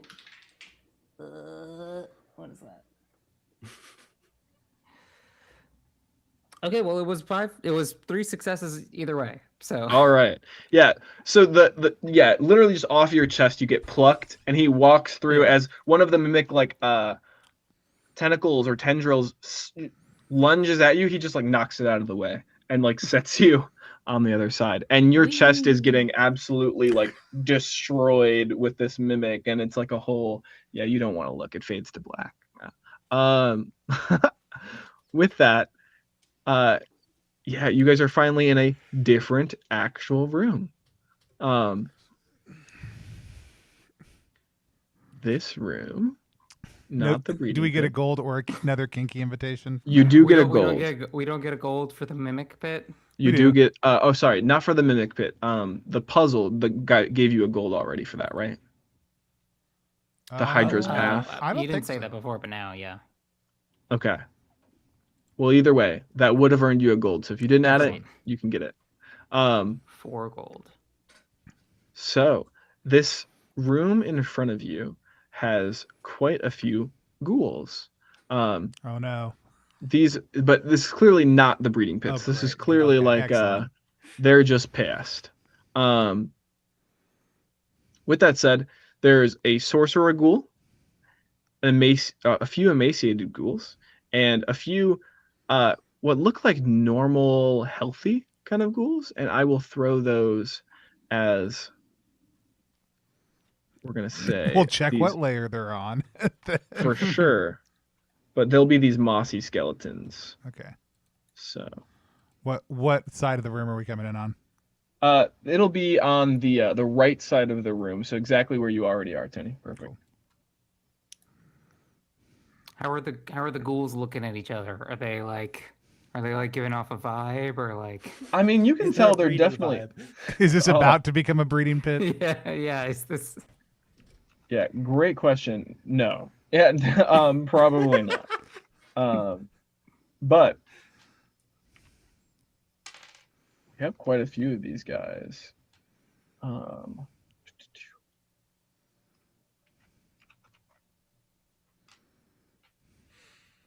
So these darker ones are going to be the emaciated ghouls. These larger or white ones are going to be normal ghouls.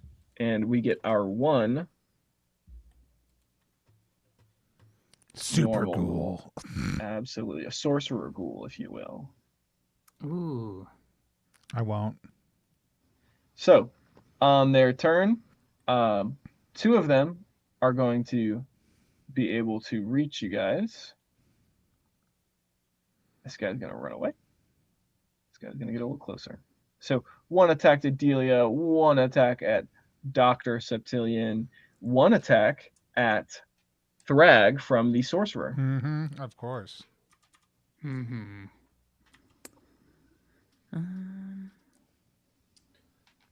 I'll take 2 dice. Yeah, I will also take 2. It seems that once these ghouls, they do Olzahar's grunt work, right? They do serve a new master, the dungeon itself. These emaciated ghouls with their sunken eyes, shriveled gray skin, and acidic saliva dripping from their fangs. And lastly, that sorcerer ghoul, former apprentices of Ulzahar, and now in death they wield the one spell that was taught to them, Lightning Bolt. Lightning bolt. I dodged. All right. They also dodge. Okay. I also dodged. Now it's your guys' turn to attack. You guys can roll at the same time, or you guys can take turns. Up to you. Just to free things up a little bit, I'm just gonna cleave right into the one right next to me first. Yeah. Can I move here and get 2 ghouls? That seems reasonable to me. Cool. 2 hits. And roll Absolutely, my you hit. 16 dice. And Thragus, you want to roll your hit and damage? 46 damage. All right. What can this big guy do now that he's here? Yeah, great question. I'm gonna say that he has 1 attack, and his 1 attack probably does 20d6 damage. Okay. Is it like Touch is it like a range. single target? Like Yep, single target touch range. Okay. All right, 59 to the 2 top ghouls. Okay, 59 to the 2 top ghouls. Well, The emaciated there's one ghoul guy already in front of me that I should looks probably almost start with first. I also hit them. Absolutely. I hit them before I off across the room. Oh, I see. Okay, I wasn't sure if you were hitting No. the sorcerer or not. No, I hit them and then flew to the sorcerer, just figuring it was I was already there. I'm gonna do 2 attacks anyways. So they already took Here's what you're well, saying. They took Harry, what were you 46. saying about the ghouls? The ghouls, yeah, they not looking good, right? That let's 59 damage nearly singes one, and it looks like there's barely life left in it as it like crunches a little bit as it tries to move. I guess we'll start hitting the one in front of me first with one die. That hits. For 20d6, should I roll? No. 20d6? Wait, what are you getting 20d6 from? Radon over here. Oh, what Yeah. the hell? Yeah. This game is like an arms race. It kind of is. It is really hitting that roguelite, like snowballing kind of perfectly. It's just funny that we're only on the second floor and I have like the nuclear bomb spell. Tony has a mech suit and you have like a huge guy. Well, some of that we rolled real good and are just really. Sure. We're just also really good at this. This is a great run. And so It is a good run. And you guys have one party heart Delia left. says that as he goes for as this one goes for another guy. Another dice. That misses. We're gonna try one more. I'm doing really bad with the floor dice today.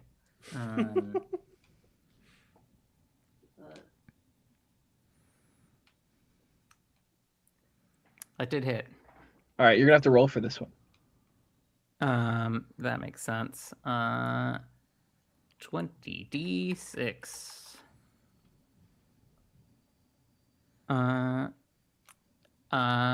Regrettably, I did hit for 67 damage. 67. It's still alive. As you like chop into this ghoul, you see its like teeth start to gnaw on the blade that's halfway inside of its neck. With that said, it's now their turn. Oh, I moved again and did 41 damage to the sorcerer. Yeah. Okay, he is absolutely still okay as well, but that's noted. The 40. You said 41. Yep. Okay.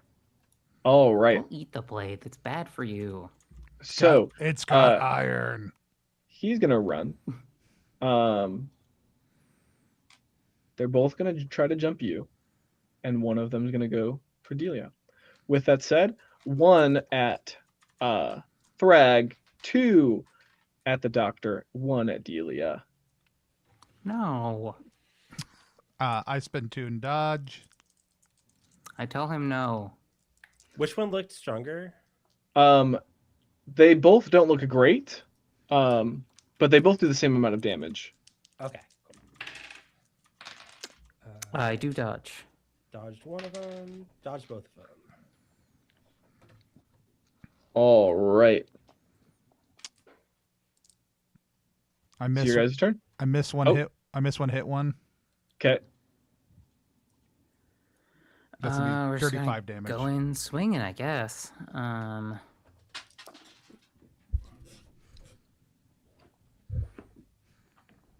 Heck yeah. First one misses.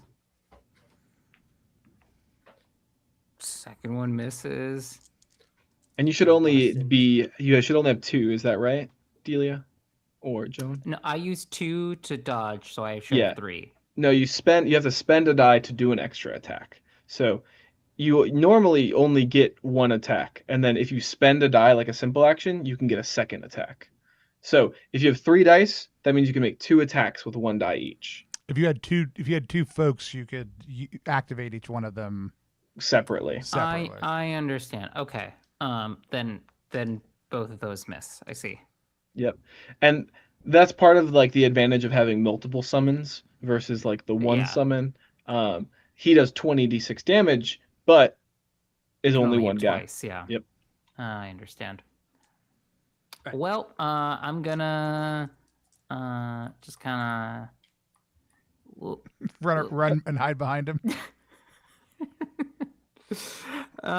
Surely he'll look threatening in the way. How did Dr. Septilian do? I'm blasting. Hit. Started blasting. Yeah, you don't have to roll.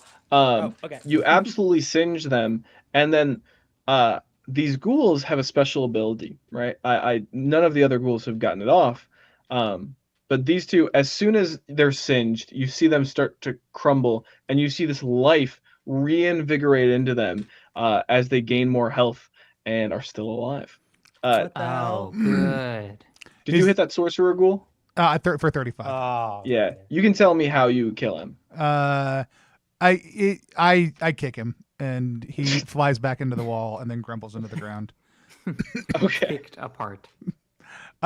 By chance, does the cone hit this fun friend down here? I don't think so. Okay. Yeah. Worth asking. Yeah, absolutely worth asking. I think, I feel like if someone would like if Dr. Spillian, if you would have asked, I would have allowed it. But you know what I mean. Yeah. Okay. So with that said, it's their turn again. This guy, like basically struggling for his life, is gonna be like, okay, well, fuck that. He's gonna go up 3 attacks at Dr. Septilian. Oh, Ugh. God damn it. I believe in you, Doctor. I think you should dodge. All right, first one hit, or first one dodge. Second one miss. Third one dodge. I took 1. Okay. So absolutely you take 1 hard damage. How many health are you at? 3 out of 4. Okay. Yeah, you're doing great. All right, your guys' turn. I'm gonna blast him. Yeah. Hit all the hit way on my up. blast. All right. Roll me that damage. 2 of them are dead. Yeah, these 2 are dead. Okay. Yeah, I mean, I don't know if I need. Let me know if I need to do anything.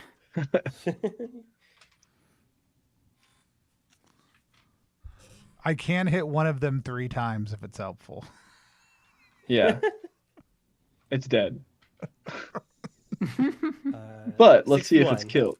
That kills it. So you kill all 3 and get the 3 silver from each of those kills. Hell yeah. And then I All think right.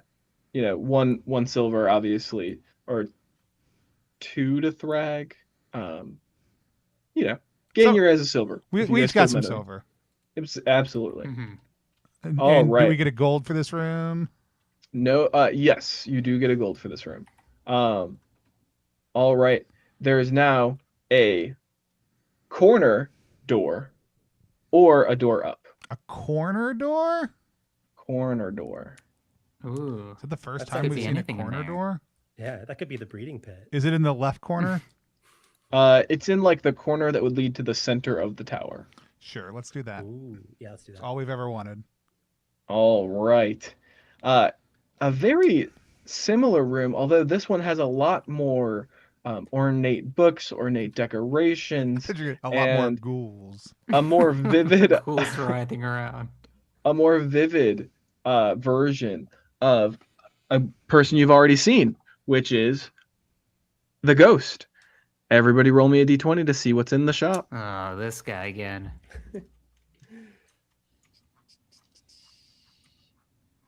9. 3.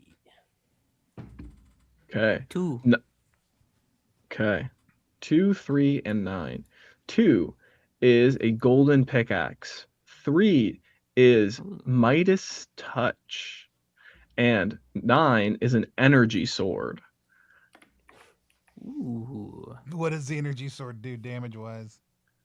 You would imagine a lot, but you're going to have to buy it to find out. Oh, that's right. It's a Yep. what So how many great question. So for the 2 of you who rolled the golden pickaxe and Midas Touch, roll me 4d6, and for that energy sword, roll me 5. Whoa. What did you say to roll for the pickaxe? 4. Yes. Yes. 13. Which Which one was I rolling for? I was the 3. Midas Touch. Okay. So the gold touch. 12. 12, 13. And how much was energy sword? I haggled so hard. 10. Nice. Well, those are the prices. I absolutely buy the energy sword. Okay. The energy sword has 24d6 damage, a range of touch, Whoa. At the start of each room, you are temporarily invisible until you attack or perform What an the action. hell? Hell yeah. You can consume it to gain another mech Yeah, item. I could. I'm not. What the hell? I'm not gonna. Can I consume my mech sword instead? You cannot. I The mech was swords. joking. Yeah. Okay. Fair enough. I look at Septilian like, hey, do you think this guy wants your book? Which book? The card? You know, like if you're not using it, like you could trade it for some like I mean like do you like hey, do you want a magic book? Like talking to the wizard? He goes, where would you find it? The In a library room. just over there. I read it. What's this do? Pointing at the Midas touch. Anything you touch will turn to gold. What about the pickaxe? Well, it's good for mining, you know. Are you also gonna be as rude as the No, guy you we made s- it to floor 2. You're like at least 3rd graders. By the way, let's just go. Let's just go. Hold on. By the way, do you know where the stairs up are? Up? Yeah, I know. Yeah, there are stairs. Yeah, we want to go drop some stuff off. Oh, you're like a coward. Yeah. Yeah, so if you guys take, and then he explains to you that you need to take You put us here. you guys need to go either direction. There's 2 doors to this room. He goes, either way you go, you need to go left and up. And then you're going to get to this really cool double door. Don't go through there. Stop. Look around. Take it in. That's all I'm giving you, unless you like pay me something. Like I'm gonna, I can be bribed. What do you want with the gold anyway? Wait, the silver? Yep, you get it. Well, what I go meant. through those 2 double doors and I'll show you. But if you give me, well, let's be generous. All of your silver, I'll tell you. No. All right. Wait, hold on. Here's oh, everybody come in the corner real quick. Just like whispering like this. What are guy the other 2 sucks. things? Are y'all going to buy any of the other things that are on the table? Do we think a potion that turns things into gold, like, is there a game hack where we can like turn our items into gold and they become key items? I mean, there's only one way to find out. But my thought is this: I mean, I guess so, yeah. if we buy the stuff on the table first, then we can give them all of our silver, and it's less silver. But then he's down things and we'll want more stuff. Yeah, I like this plan of we're getting more for the money if we're gonna give him all the silver, which I don't want to, but if we're gonna do it, we might as well. I mean, how much silver do y'all have right now? I have like 13. I'm not too excited by those items, but Just so you know, the Midas touch isn't a potion. oh. It is like this weird artifact that looks cursed. It's like a gold brick. Yeah, I mean I don't know. The pickaxe is interesting. I'm just saying. I just don't want to give him the satisfaction. Right, but in this way, we're giving him as little satisfaction as possible. If you want to get the other stuff, I'll pull in for getting the other stuff. Well, I'm just saying, but then the amount of silver we have is left, and we can give him all of our silver to find out how to get out of here. Okay. All right. We enact right. the plan. You guys just give him all the silver and take the 2 items? And the instructions on how to get out of here. Yeah. So as he sells you the 2 items, the gold pickaxe does 12d6 damage, range touch, gives you a +1 skill for mining. You get a mining skill, and you get a gold coin. Midas touch, you gain a silver coin for every enemy killed, in addition to what you already gained, and you gain double gold coins as long as Okay, you that's have the pretty item. good actually. No, you didn't want that one. Hey, I'm providing the lion's share of silver here. I was joking. And so he starts to explain, and he says, all right, so what you're going to need to do is you're going to need to go uncover, small little demonic pack. Don't worry about it, right? Then once you uncover that, it's like just down the hall. You can do this really cool ritual thing right before the boss room, and maybe it'll lead you out of here. By maybe, I mean it will absolutely lead you out of here. Cool. It's a little demon ritual. Little baby demon ritual. Mm-hmm. So what do you need the money for? We gave you all the stuff. Yeah, that wasn't part of the deal. And he vanishes. I throw a blank card at him. Absolutely. I'm taking the if we're splitting up the items, I'll take the pickaxe. Oh, I assumed y'all were going to keep whatever the items were. Yeah, whoever y'all split them up. All right, so we followed the directions after y'all. I think we've got the doctor is keeping Yeah. the gold for his academic research. 100%. All right. You guys, the next room you guys get into is there's this foul smell of rot. It's the breeding pit. Yeah. That's gotta be the breeding It pit. precedes the entrance to the breeding pits, where ghoul herders endlessly birth fresh ghouls from noxious sludge. Mm-hmm. You Why are realize we coming doing all here this? was clearly a mistake. When every ghoul turns in unison and licks their slimy lips. You rate You know, the not brooch. having a sense of smell actually seems like it would be beneficial. Yeah, we showed them the brooch. Yeah.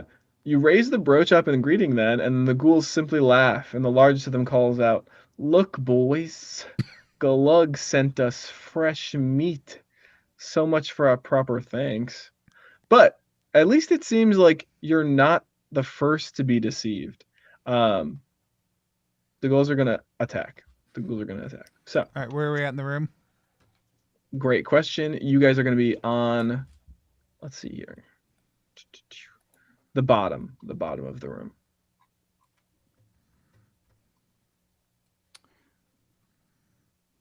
This just has ghouls and a sorcerer ghouls. I feel like the last dungeon we were in had more people that wanted to just say, "How's it going?" How was your Yeah. day? A real talking dungeon. Yeah, this is just very disrespectful. Ooh, a lot of sorcerers. 3 sorcerers and 3 ghouls. All right. So, This is some real pervert shit in here.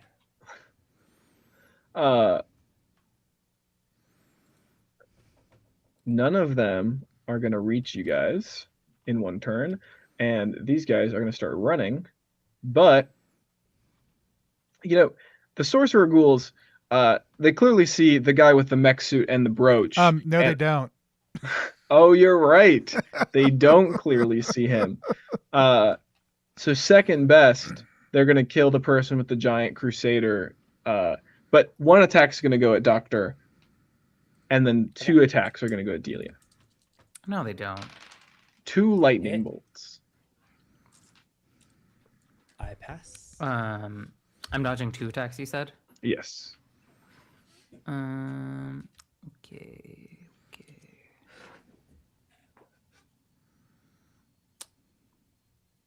Yeah, I probably should dodge with 3. And you know that both of them are separate dice pools, right? Like the dodges are separate dice pools. I'm sure you knew that, but so Yeah, people have been rolling individually. Yes. Okay.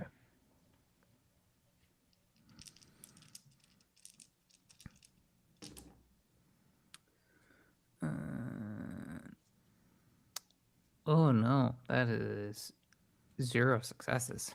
Ugh. Okay. So,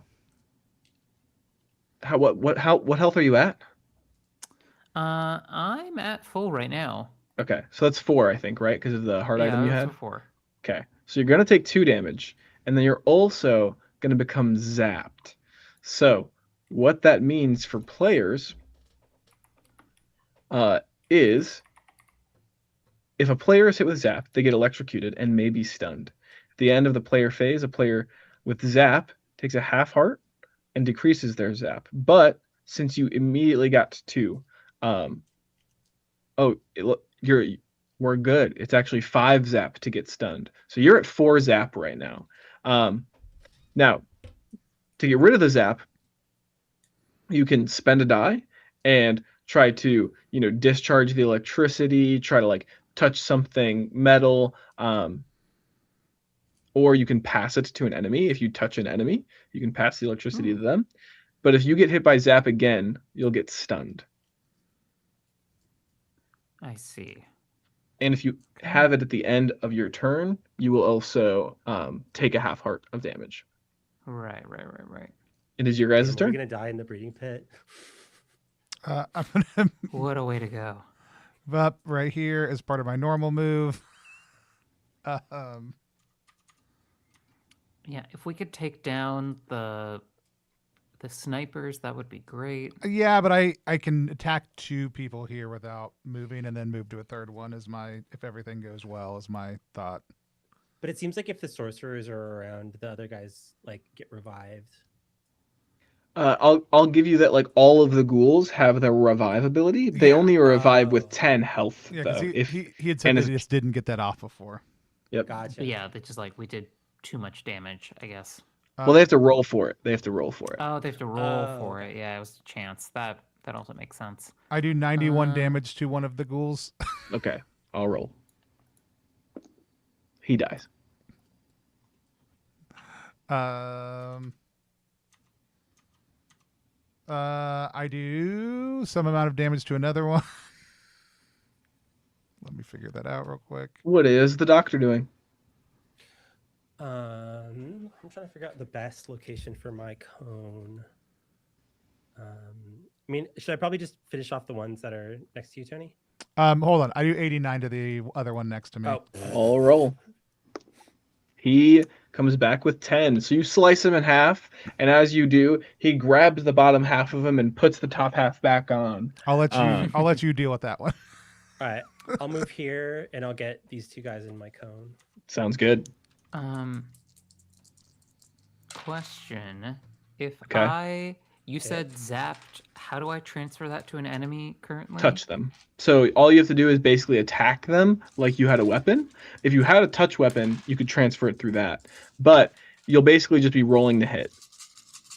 Would you allow me to Whoa. is there any way I could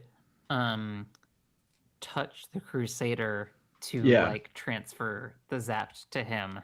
Yeah, I'll let you do it for spending an action die, but if the Crusader has it at the end of your turn, he's gonna die.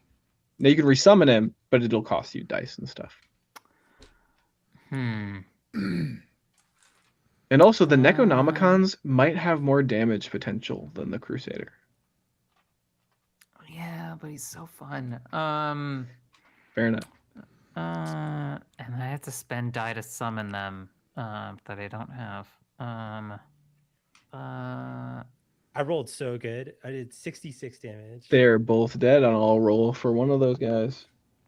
Were you were getting these 2 close to you, right? Correct. Yeah. Cool. The Sorcerer revives with the 10. Damn it. I'm trying to think. I'm gonna do something maybe ill-advised and run up to hit the skeleton with my new pickaxe. Okay. first, just because I want to see. I would like to get rid of this. That does not work. I would really like to not be stunned at the end of this or take more damage. Totally fair.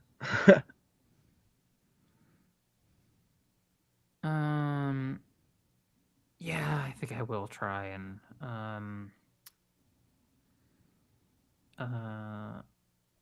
hit him again just for that.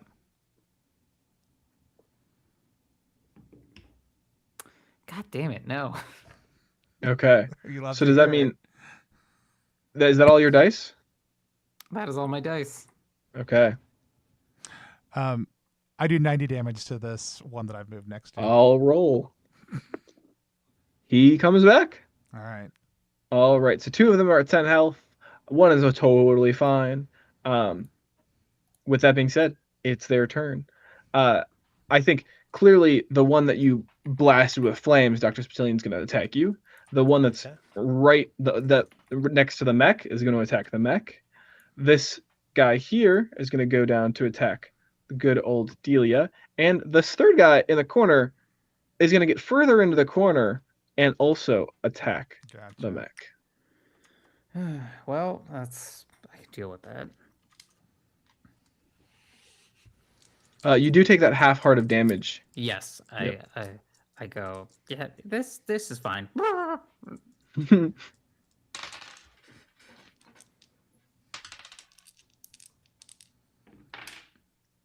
You guys Thank can roll your God. dodges. Okay, I do dodge that. I failed to dodge. I dodge both. Okay. Okay. That's 1 heart of damage to the doctor. And it's your guys' turn. Do you want me to roll? I'll roll. How about that? All right. The one guy survives, so you can use your last attack to hit him, but you do have to roll to hit for sure, right? You don't have to roll the damage, but Oh yeah, I just meant for the one guy who had 10 damage. Do you want me to roll? That was the question.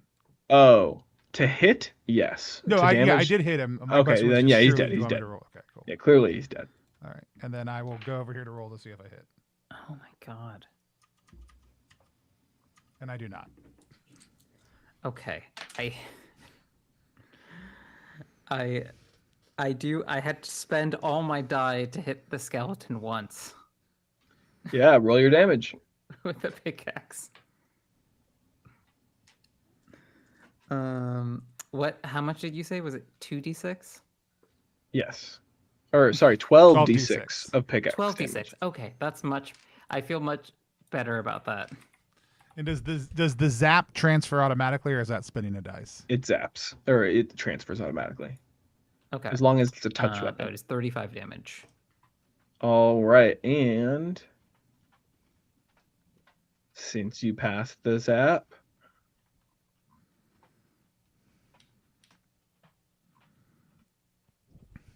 you add 3d6 damage. Okay. Roll those. Roll that beautiful bean footage. And Devin, just so you know, your combo counter, it's gonna attack, like it's gonna go up for every enemy you hit with that cone. 8.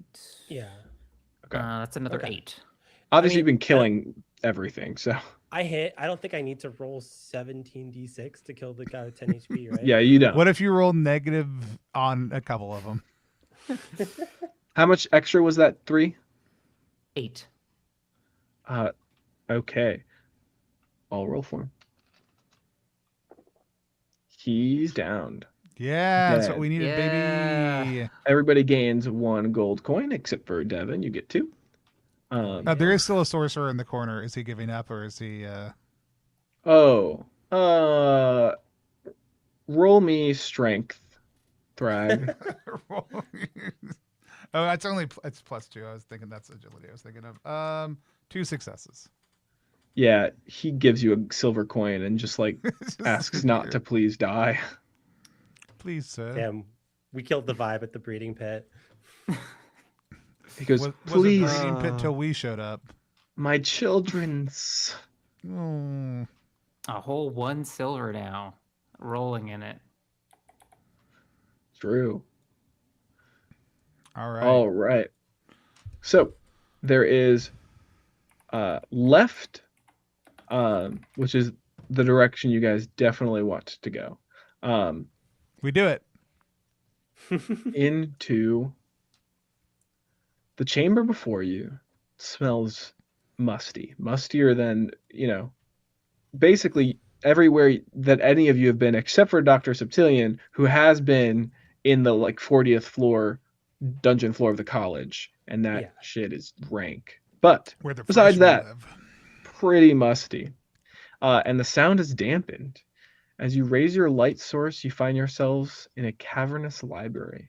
Floor to ceiling, shelves 40 feet high, filled with millions of books towering around you. Books. There's a dusty old Bookjack. reading desk in the center of the room, a few books scattered on its surface. They must be the last to have been read before the dragon attacked. You see one with a pentagram, another with a horned skeleton, and a third titled Making Deals with Devils for Dummies. Unfortunately, the pages are written in a language you guys don't recognize. What would you guys like to do? I want to do a smarts check. Yeah, go ahead. If I were Add a devil, die I for would- your mystical scrolls too, for sure. Cool. Can I? If I were a should I, devil, should I I would check put out a book. What were the books again? There are 3 of them, but all of them are in this text, so you can just roll me to try to decipher. Okay, cool. 2 hits. 2 hits. You are close to being able to decipher this language, but 2 is not going to do it. Can I give a help action? Yeah, absolutely. You can roll 1 more die, Don. Not a hit. Okay.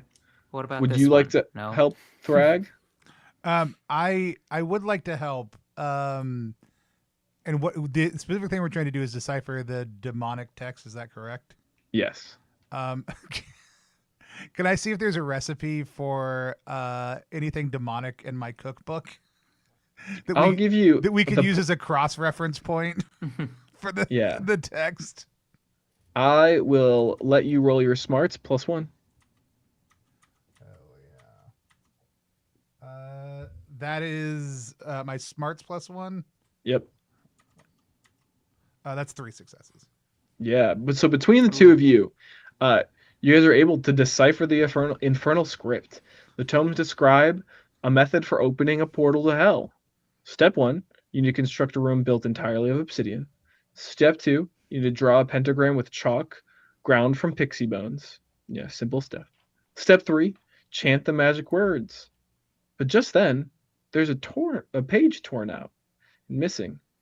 Perhaps whoever read them still has them.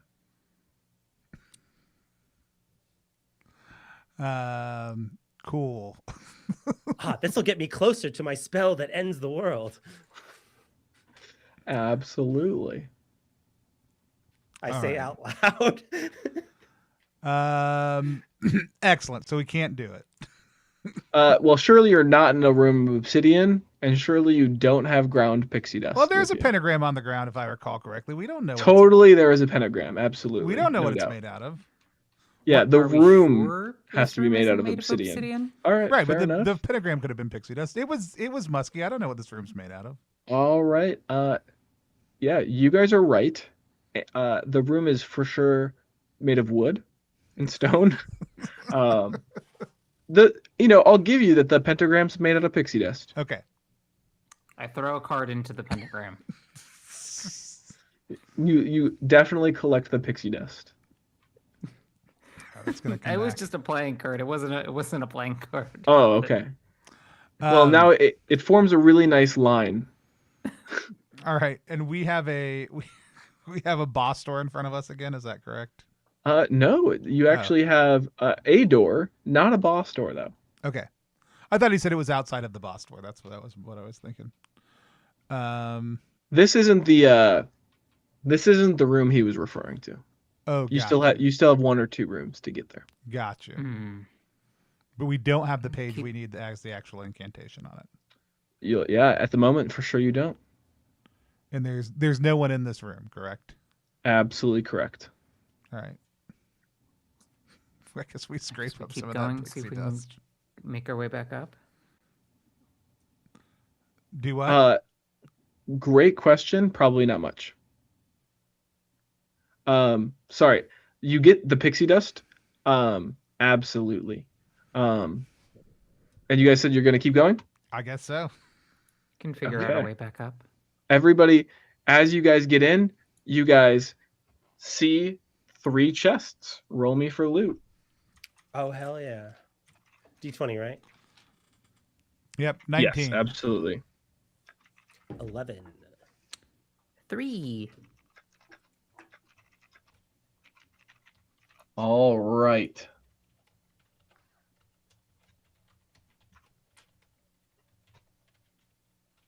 So, let's grab these pieces of loot.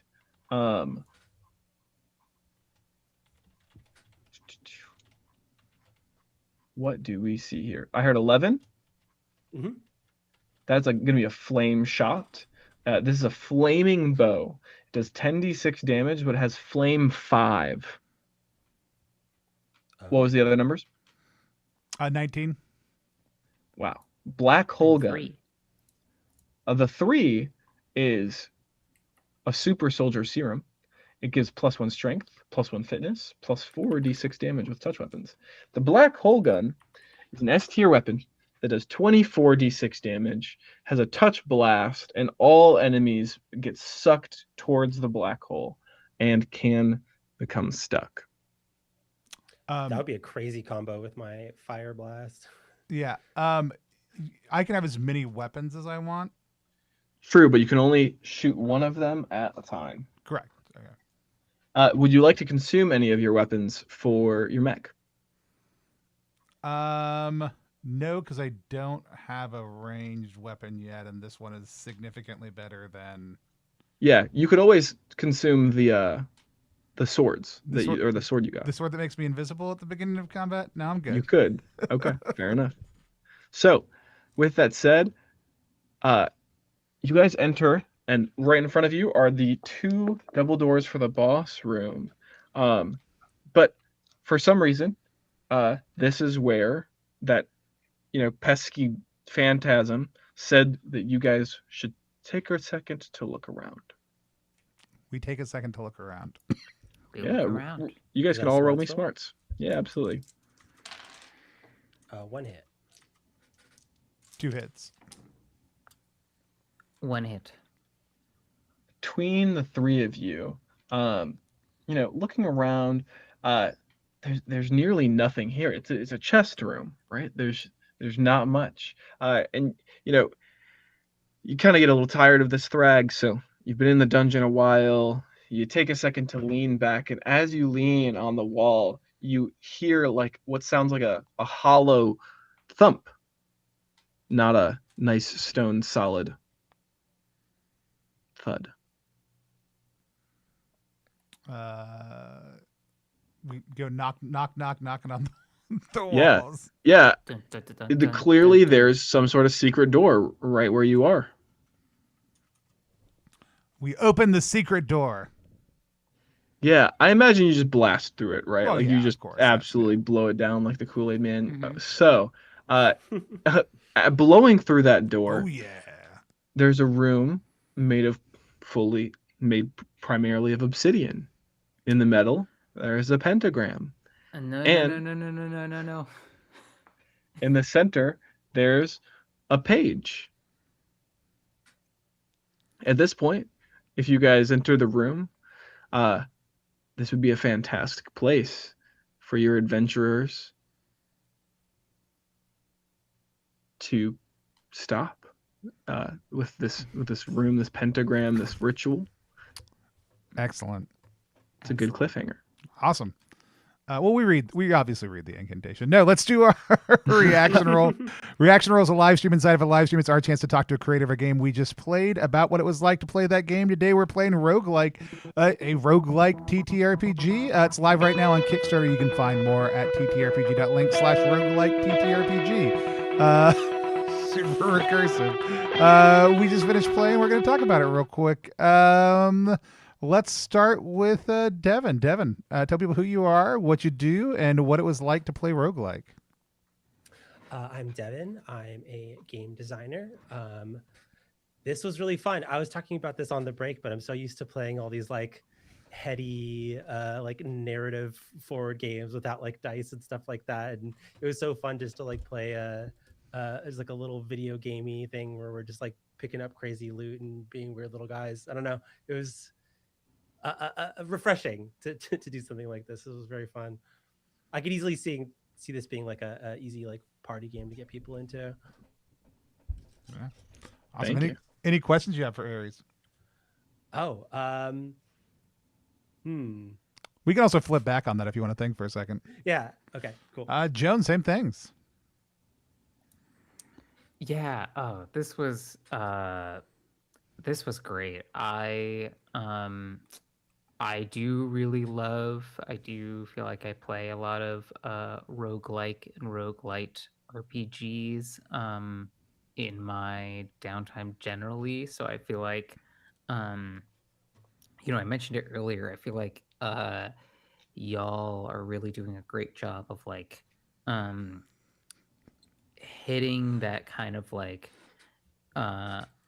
touchstone of these kinds of games where like you get something really good for a build and it just kind of snowballs into something that feels like you're breaking the game in a way the that's black very hole gun fun. with the flame blast is going to be crazy.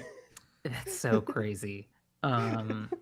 And just like the way like it's a nice permutation of like having all these options for like kind of what otherwise would be like a traditional kind of like dungeon crawling experience, but like really leaning into, I mean, maybe it was just our table, but I feel like really leaning into the absurdity of the premise. Awesome. Yeah. Joan, did you have any questions? I guess I'm curious, is there anything that you had prepared or that you were thinking about today that like we didn't get to see that you were like really excited about? So, as a matter of fact, this is the first time we've ever ran Draconic Descent. So it's all new. Oh, fun. This is also the first time we've ever ran the roguelike completely digitally. So that's also a ton of fun. I think it went really well having the board that we had, even if we had some technical difficulties with it. It's one of my goals in the future to have, a little bit nicer of some things that could be laid out for digital play because, I graduated during COVID. So like there was a big amount of like digital play. And at one point I was deployed for the Army. So I played with my friends through Discord D&D like the whole time. And digital play is important to me. So I think, having an asset that would make this a more easily digital accessible game would be super fun. There's so much item art that we didn't get to see. The item art is stellar. Each item is going to have its own card. And if we hit our next goal, our Kickstarter goal, every item, so we're talking like over 200 items will have art. So every item in the book, every item in the item deck, every adventure comes with its own custom items. What we didn't get to see was how the dungeon changes between runs. So there's different lore rooms, different events, different possible enemy combinations. We also didn't get back to the hub to get to talk to some of those people. The adventure cartridges and some of like the replayability and like the farminess of like going to the hub and getting to upgrade things is a blast. Another thing I really loved about your guys' characters is when the full game's released, we'll have a GM-less option and we'll also have a way for players to bake their own character's backstory and lore into the dungeon. And the DM won't necessarily know what your lore room is. So you'll get to present that to the group when it finally gets to your lore room. And it'll be this awesome moment for everyone to kind of share in the story of what your character is. So those are some things I'm really looking forward to. And those are some things that, I wish we could have gotten to experience a little bit more, but I think we did a fantastic job. Yeah, I could easily see playing this like for multiple sessions. Yeah, Absolutely. and we'll have hopefully three different scenarios. We'll have the Tomb of Time, which is the quick start, which will be finished, and we'll have Draconic Descent, which is going to be its own full 3 floors. And this being the first run through of it, there were some things I didn't get to have, but as it develops, it'll be so awesome. And we have a ton of more adventure cartridges and stretch goals, so hopefully we get to see some of those. Yeah. I was scrolling through the pages. We were talking a little bit just so people could see it. Also, we've got Mike Ryman on layout and graphic design. Also, too, some absolutely amazing artists. But Mike's one of our favorite folks. Also, too, so really cool to see them on the project as well. I had a blast playing. I think this was absolute like joy to play. Super easy. Like I really love tactical. Awesome. Crunch. I really love a thing that I feel like you can get board game people who are like, I don't like RPGs to sit down and play. And I love that y'all are doing a collab with the folks over at Boss Monster also too for one of the stretch goals. Super fun game, some really similar themes. And so to see that kind of collaboration is really great. Also too. I think for me, the question I have is, like kind of where did the kernel of this start? Like where was obviously it's like the kernel's like, oh, I want to make an RPG that's a roguelike, but then there's some other ones out there like Rasp of Sand is probably one of my favorite that have done similar things in the past. This is really kind of living in like kind of a little bit more of a meta awareness of the genre itself that you're designing in. But like what were some of the kernels that started y'all down this design path? Yeah. So exactly, I wanted to play a game where it was all item based. That was the first start. I didn't want to have classes. I wanted everything to be the gear you got. That quickly developed into a roguelike style feel. I was a big fan of Enter the Gungeon. And with that, initially I tried Savage Worlds, the system, and I really was liking that, but it was it just wasn't where the system wanted to be, right? It was nothing like the system you guys see now, where in some ways that dice pool actually feels like a good amount like the emulation of like, oh well, how many dice do I want to use to attack, or how many dice can I save to dodge, and how many dice can I use for my actions? That kind of interplay that like is quick but also strategic and tactical, that you get to make those decisions and you can feel it out, is awesome. There are items that give you more dice as well, or like status effects possibly that will take them away.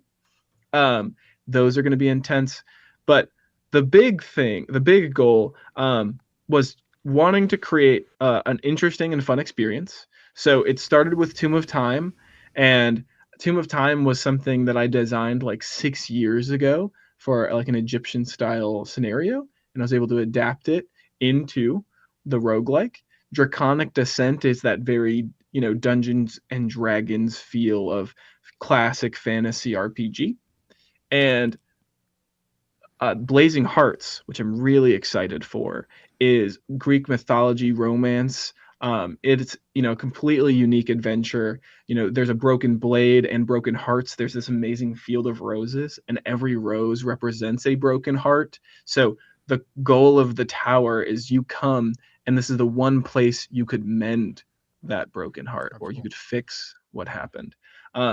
So like those interesting pitches are just like, wow, that sounds like an interesting game. And then the roguelike system is supposed to be something where anybody can go through the dungeon workshop, and it's really simple for you guys to create your own roguelikes. So that's really the part that if it's a simple system, it has this gear-based mechanic, everyone likes creating items, right? Everything's simple enough to where even people who like don't have a ton of time to like plan all these complicated scenarios and campaigns can sit down and create what's a pretty interesting and easy roguelike. And that's the experience I wanted to give people. Cool. I wanted them to be able to tell their own stories in a way that, allows them a little bit more freedom and a little bit more creativity, in the sense that they can create a roguelike, and just worry about items, or just worry about these small scenarios. Yeah, I think Awesome. that's the answer. Great. Awesome. Thank you. Devin, did you come up with a question? No, I'm good. All right. Sweet. Well, if people want to go check out the game, they can find it over at ttrpg.link/roguelike TTRPG, or just go over to Kickstarter and give it a search. The game has funded. It's also picked up the Games We Love tag over on Kickstarter. But as we mentioned, there's plenty of stretch goals ahead and plenty of campaign in the process. Aries, it's been great to have you on. Good to get to spend some time with you. We've never figured out a good way to end streams here at Plus One EXP, and at this point, we're not interested in doing so. So we're just all going to wave at the camera until I take us off air. Bye, everybody. Have a good night. Bye-bye. Bye.